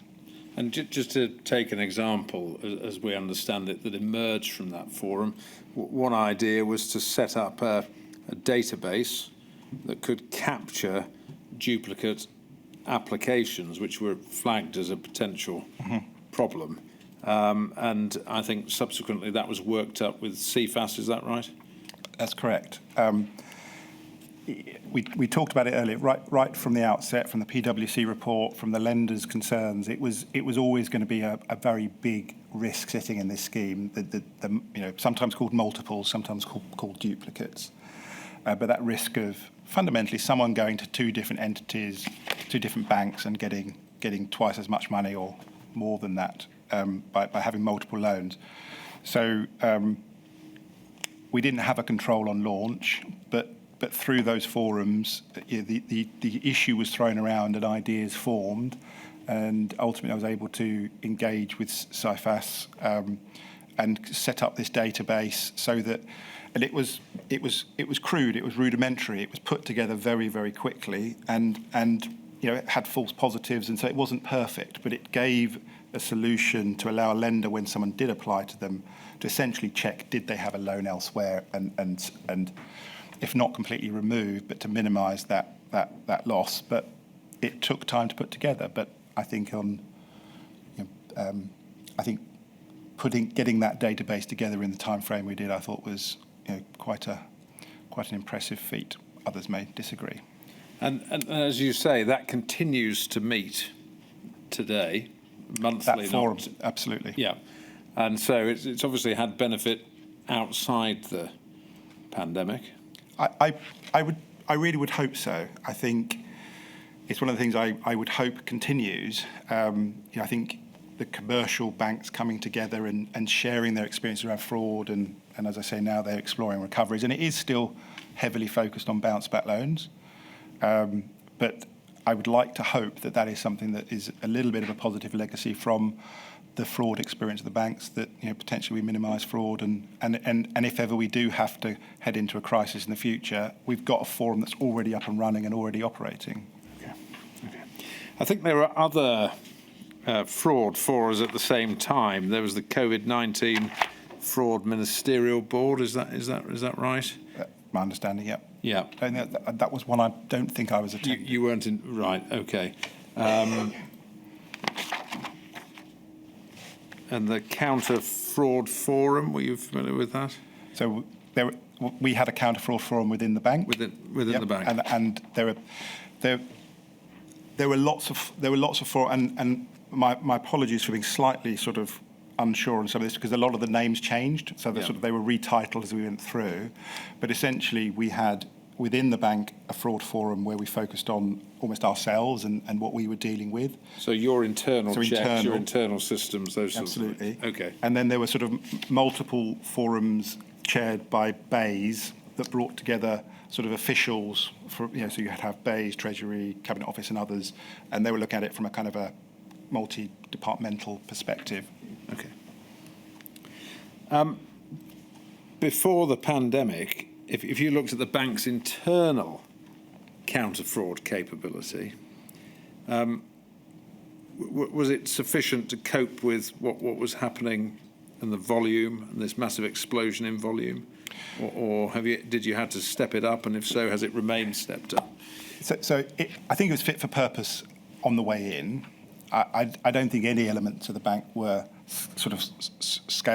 ready for this scale. So absolutely, we had to scale that up. So we recruited, and as said, we relied on PwC in the early days, and relied very heavily in the early days and then throughout on the Cabinet Office's counter-fraud function for expertise. But we also recruited and increased our own team, which has evolved over the ensuing years. But absolutely, we've got enhanced counter-fraud, actually financial crime and fraud expertise in the bank now. Yeah. So if you're faced with another emergency in the future, you're much better able to deploy that expertise. I think we've got more. The bank has grown in many ways, and so I think that expertise is important in lots of different elements of our sort of standardised products. But I agree. I think we've got enhanced counter-fraud and financial crime expertise in the bank. Now, in the timeline, we're still only a few days on from the idea of the scheme, and we haven't got to it being launched yet. It seems we've covered an enormous amount of ground already, but let's bear in mind we haven't yet got to the first loan going out of the door. I think PwC were asked by you again to do another piece of work, which became known as Project April. Is that right? A fraud risk review?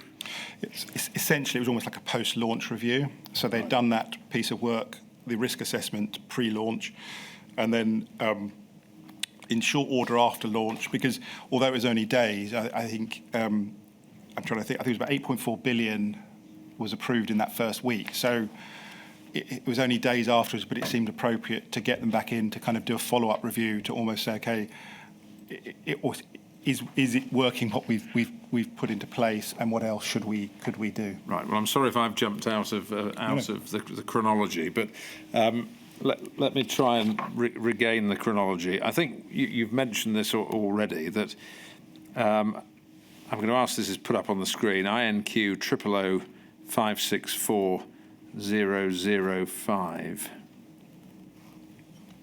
This is the reservation notice. I think this was the first time that the bank had taken this step of issuing a reservation notice. Is that right?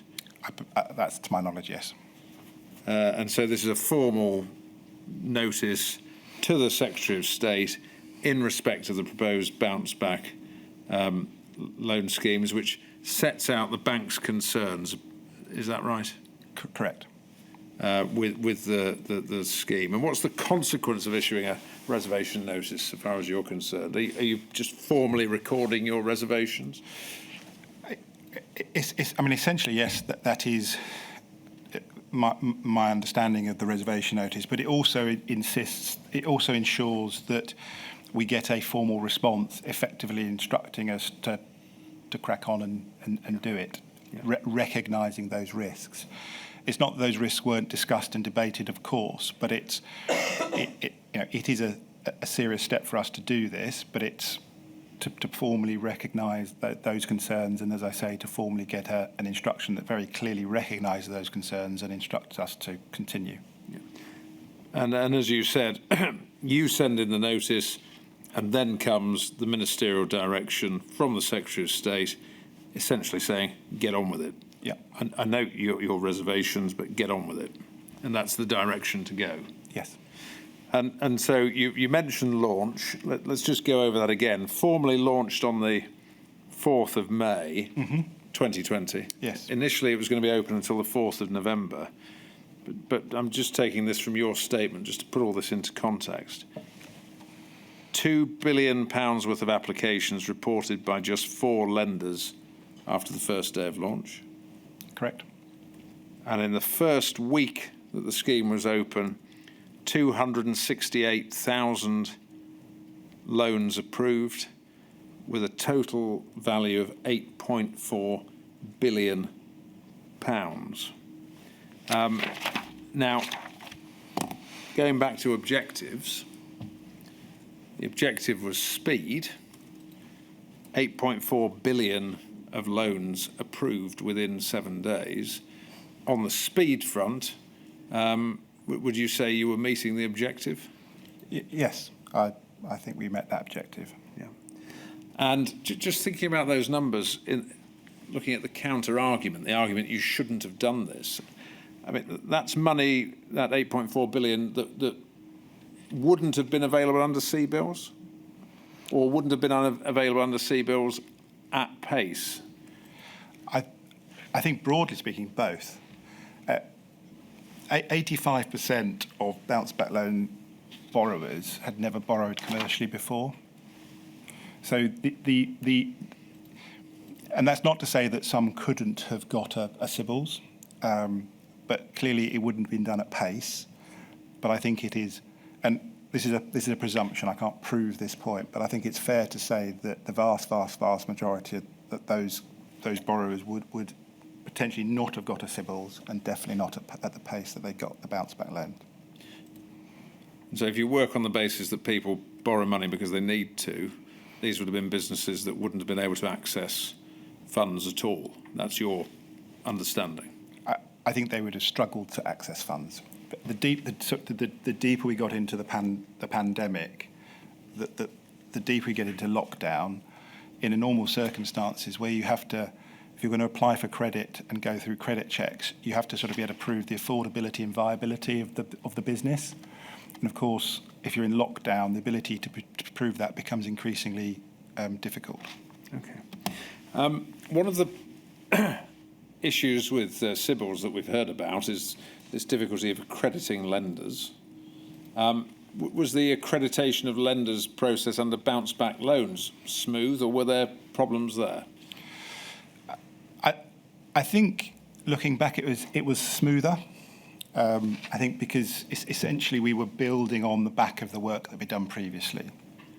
So, again, because of the need for speed, we had essentially 2 accreditation processes. One that was a fast-track process, so where they'd already been accredited and gone through the due diligence for CBILS, that actually there was a process, they'd have to apply, it would be assessed, but it was a very, very fast-track process. And then we had a sort of a fuller due diligence for organisations that applied that had not gone through the CBILS process. I think it was smoother because I think it was always likely to have less organisations sort of stepping up to do the scheme because for a number of reasons, but one of them being they had to be able to demonstrate a degree of scale. So it removed from the accreditation process sort of the smaller organisations that were able to deliver the CBILS scheme. So you had stood up the scheme in that short period of time, 13 days. Money is going out of the door of the commercial institutions. You've done a lot of warning about fraud and risk of loss before the scheme stood up. You were told that speed was the priority, but it's now stood up. Did you just sit back and say, well, we told you so, or did you get on with trying to do what you could to tweak the scheme and keep it as effective as it could be in terms of minimising risks? Definitely the latter. I and the team spent probably more time thinking around and engaging and exploring options around fraud than probably any other topic, particularly in those early months. And actually, I think throughout the scheme's life, and I think that a lot of that comes from that collaboration. That was the origin of a lot of the ideas and conversations. But as we got to sort of work increasingly with the Cabinet Office Counter Fraud function, working with them, exploring with them what options, they were hugely helpful in leading on a data analytics program, working with them and the lenders on coming up with additional controls. The CFAS one we've already talked about being one, but there are others. So no, I think I'd almost say sort of obsessively working on and thinking about how we not just stop fraud, but also how do we work to identify the fraud, and then as time passed, thinking about, okay, well, how do we recover more of that fraud if indeed it's taken place? Can I just pick up on the CFAS duplicate applications database? Mm-hmm. That was, as we understand it, it went live on the 2nd of June 2020. So about a month after the scheme launched. Without sounding ungrateful, why did it take a month for that to come into force? In other words, you'd thought about this as a problem from the outset, so why not work it up earlier? Were there operational challenges? I mean, I've heard that said on a number of occasions by people on the way.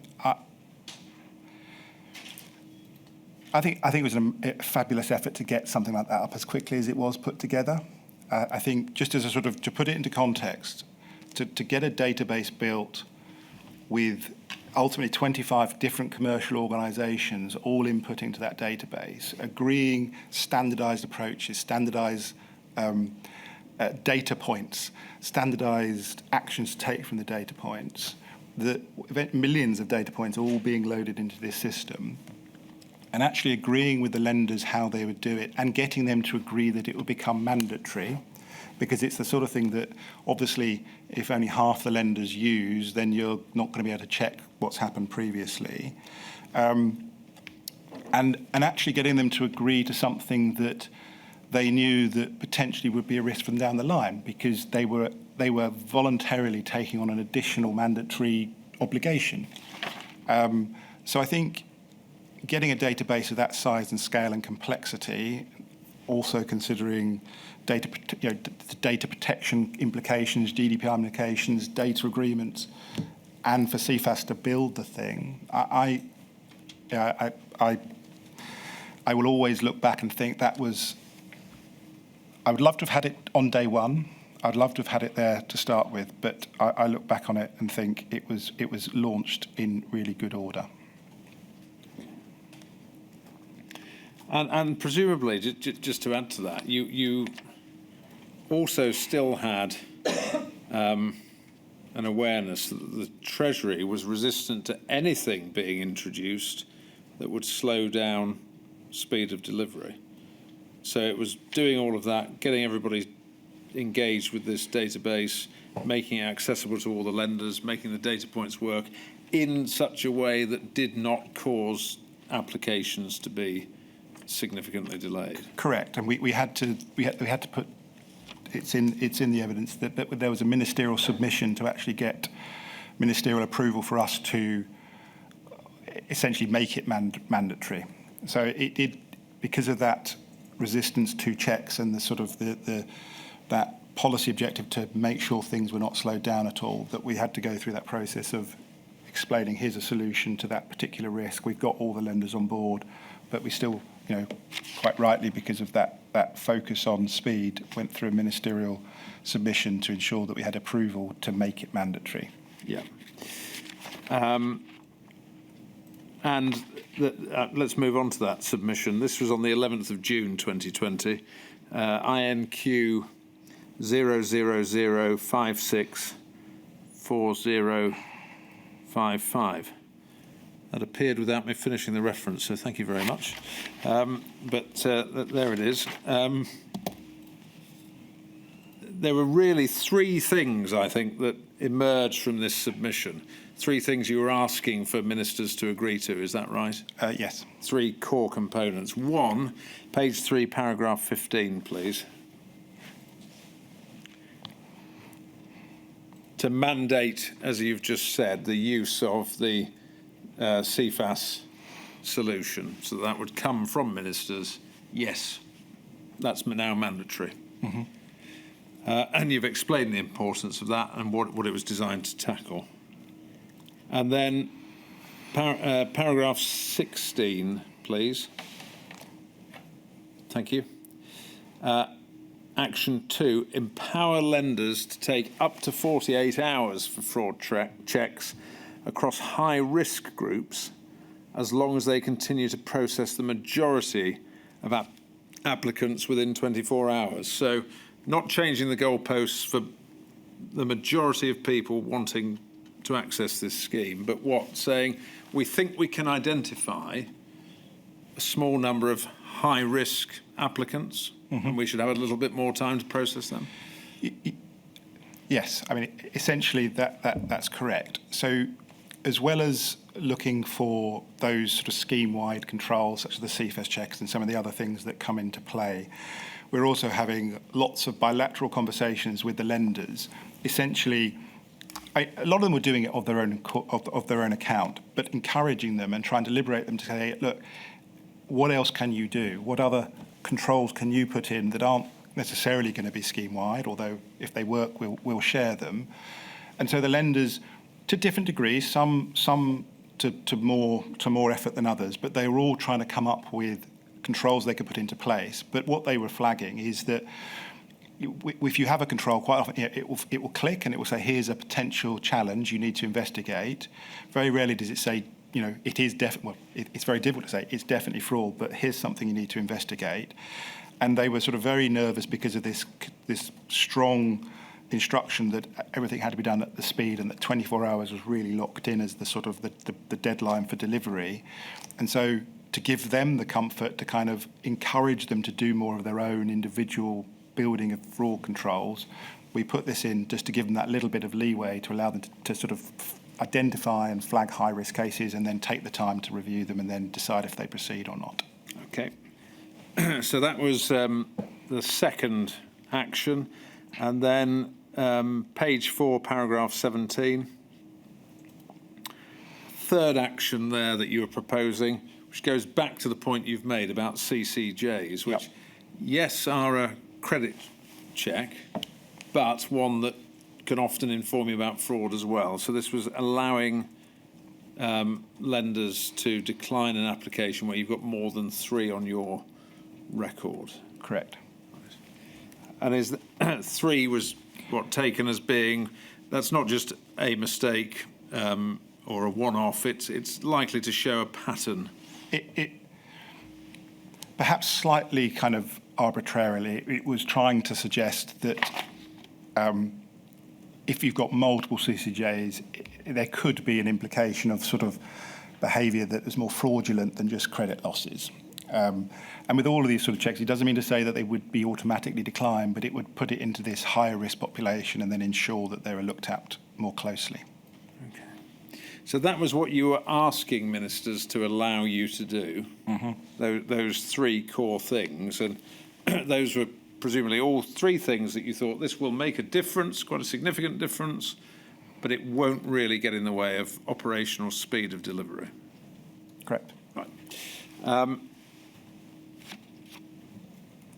And I just want to move on to look at what happened in response to that submission.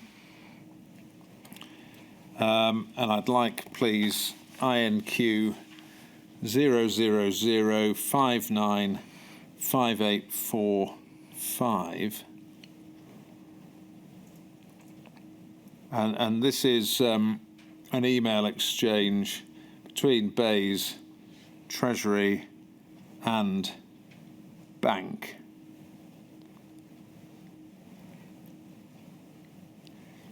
And let's just look at this here, but in case useful context, HMT view is that lenders already have permission to use their discretion to assess the application in this way, where they believe the CCJs are an indicator of fraud. EST, that's Economic Secretary to the Treasury, I think? Yes. Fully supports the banks using their judgment in this way. and is not minded to undercut that by prescribing that they must take a particular approach. And is the bottom line about this submission that there was a bit of divergence between what the Secretary of State in Bayes was willing to agree and the Treasury, and that Secretary of State, as we understand it, was willing to say yes to all three actions, but the Economic Secretary to the Treasury was pushing back on the third, saying, well, banks can already decline on that basis if they think it's a fraudulent application. I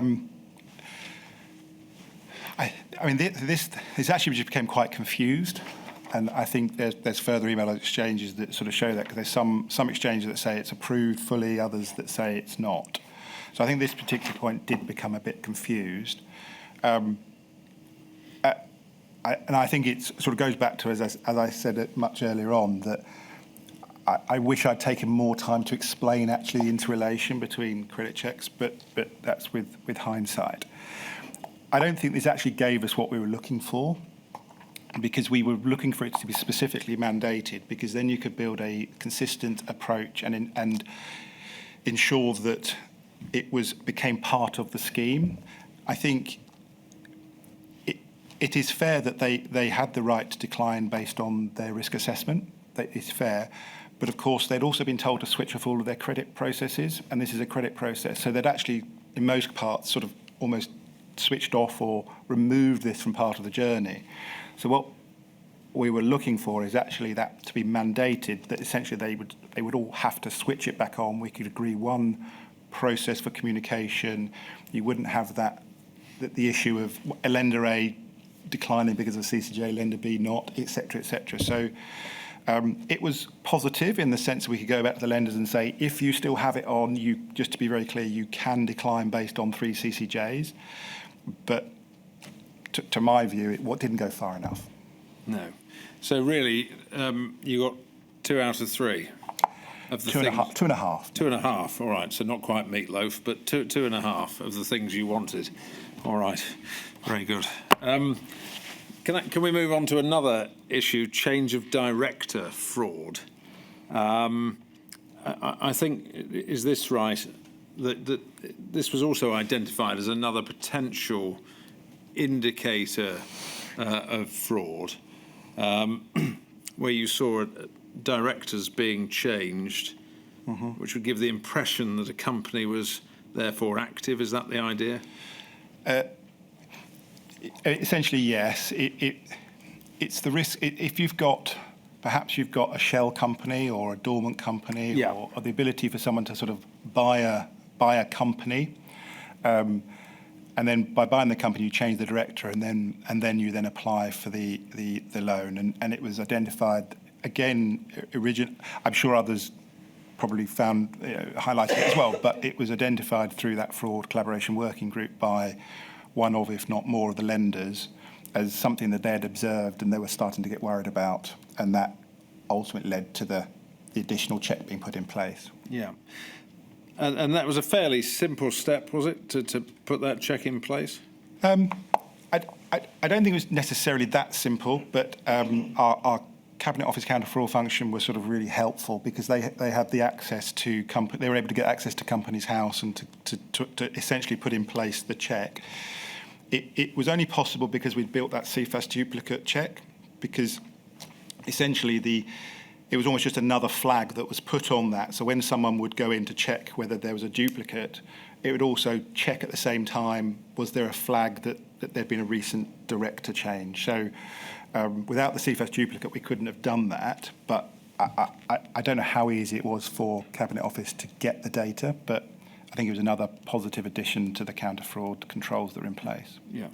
And you would say, no doubt, demonstrated that you weren't just taking one measure, but you were always looking to see how you can add to those measures over time. Yes. Yeah. Okay.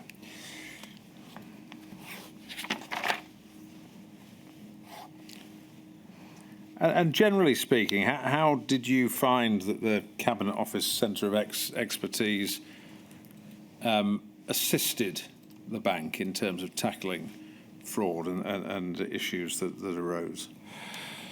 I think they're a key partner for us. It wasn't always an easy relationship. It was at times difficult, but I think almost from their part by design. I think they took a role to support. They took a role to add their expertise and definitely their capacity to do things like their data analysis and analytics that we could use. But they have a clearly a very important and almost linear role of protecting public money and protecting from fraud. So, there will be many times when they would be challenging and pushing us and thinking, have you thought of this? Have you thought of that? And sometimes we were able to do it. Other times we would have differences of opinion. But I think they're a really key player to us. And I think they brought expertise and they brought resources that we didn't have. So, it was I think an important component to the overall piece that we were operating in. Expertise and resources, yes, but although it can't have always been pleasant, because I think sometimes Lord Agnew, for example, was really bearing down on the bank and being critical. Did you feel it also helped to have that external challenge, to have that sense of external oversight, and that you were being pushed? I'm not saying that you needed to be pushed, but to know that you could not become complacent. Look, at times I felt perhaps it went too far.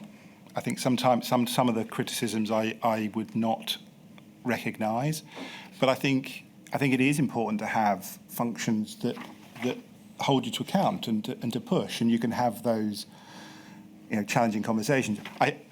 In the early days, I think one of the difficulties was I don't think the counter fraud function had expertise in debt, and particularly debt with banks, and particularly where you was a delegated scheme. So I think a lot of the expertise and their processes and systems were built around almost like grants or HMRC, where almost you owned the problem sat within you. So it was your customer almost, if you put it that way. And so you had visibility of all the data and all the information, whereas we were always working through that third party. So in the early days, there was sort of lots of trying to explain, work through that. But I think one of the positive outcomes of the scheme, despite the challenges and despite, as you referenced, Lord Agnew's comments, I think we now have a much better understanding and working relationship with now the PFSA. And I think if we ever got thrown into something like this again, we would avoid a lot of those really tough conversations at the beginning because we understand each other's role and how we operate. So I think we're in a good place. Okay. And I just want to briefly pick up on other developments over the lifetime of the scheme. There was the lender performance dashboard that was stood up. Is that right? That's correct. Yeah. That was part of or developed with the bank working closely with the government's counter fraud function. Is that right? Correct.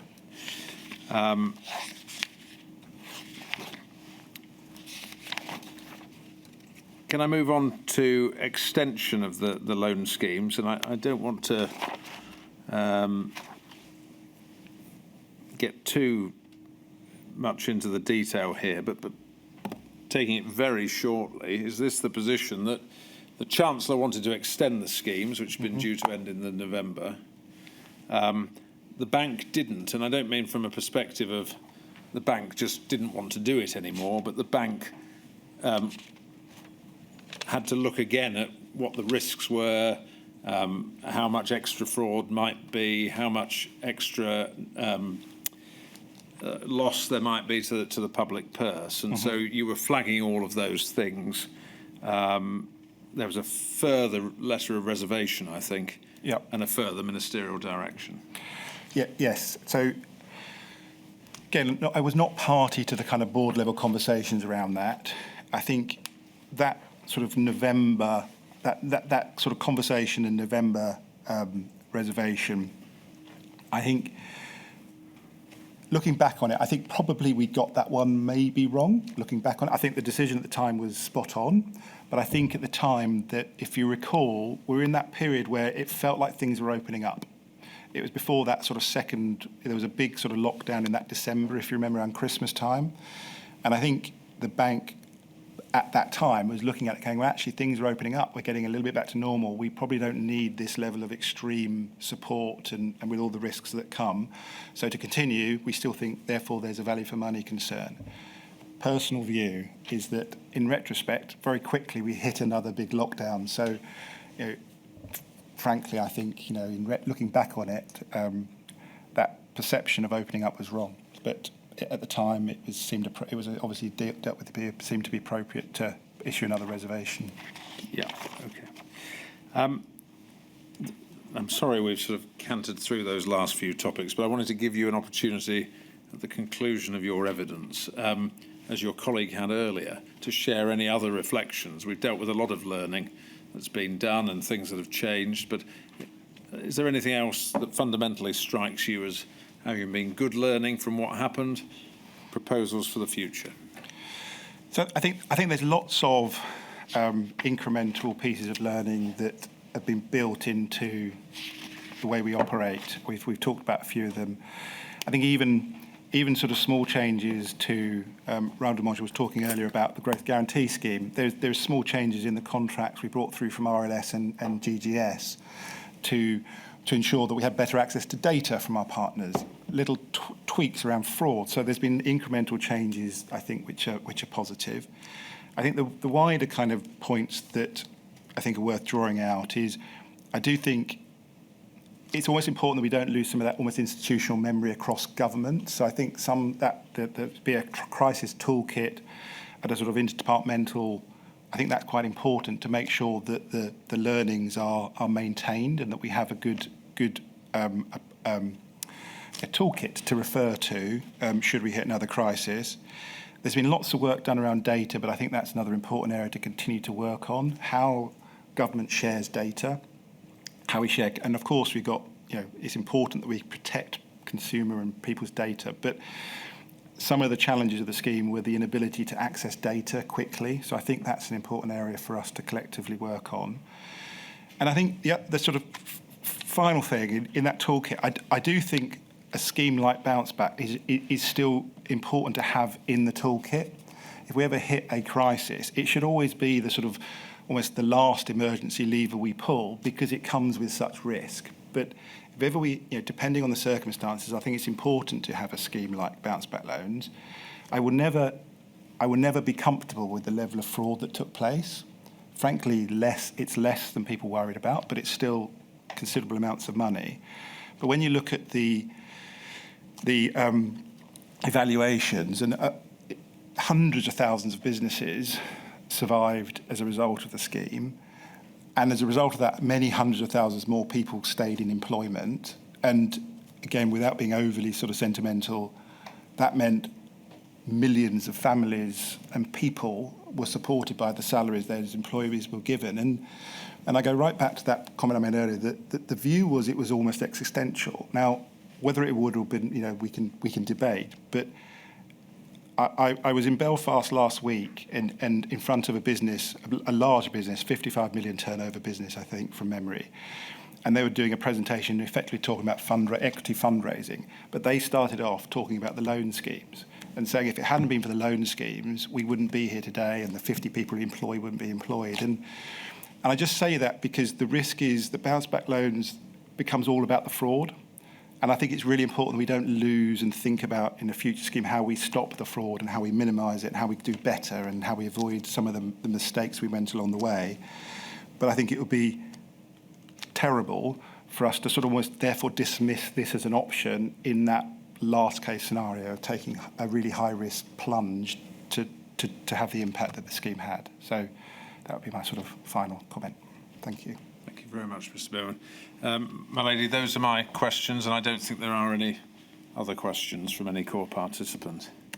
No, thank you very much indeed, Mr. Brown. I'm extremely grateful to you. You've been very helpful and very frank. And whatever I may find about whether improvements could be made, in my judgment, you're rightly proud of the huge amount of work that you and your colleagues did to try and get money out to businesses that desperately needed it for the business to survive and for their employees. So thank you very much indeed for what you did during COVID, and thank you for your help to the inquiry. Thank you very much. Very well. I shall return. Sorry, you have one other matter, I think, Mr. Wright. Yes, if I could just briefly address your ladyship on one other matter, which is that, as your ladyship is aware, earlier today the report of Tom Hayhoe, the COVID counter-fraud commissioner, was laid before Parliament by the Chancellor of the Exchequer. The report is now available to the public and therefore to all core participants, and the inquiry legal team has communicated that fact to all core participants by email and directed them to where they can access the report online. The subject matter of Mr. Hayhoe's report is on its face focused primarily on different issues to those which you are examining in Module 9. In particular, Mr. Hayhoe has considered and reported on issues relating to fraud in the course of government procurement. In addition, a significant element of his report is focused on measures taken post-pandemic to recover public monies that were advanced as a result of fraudulent applications or that were otherwise advanced in error. This module is not examining the ongoing government effort to recover public money, not least because of the temporal limitations of the inquiry. Your ladyship, in our submission, must complete your own investigation and reach your own conclusions about those matters that fall within the scope of this module, accepting that some areas we're examining may overlap with the report of Mr. Hayhoe. Thank you very much. Thank you very much, Mr. Wright. I shall look forward to reading Mr. Hayhoe's report, which I shall do with care. Thank you, everybody, for today. I shall return at 10 o'clock tomorrow.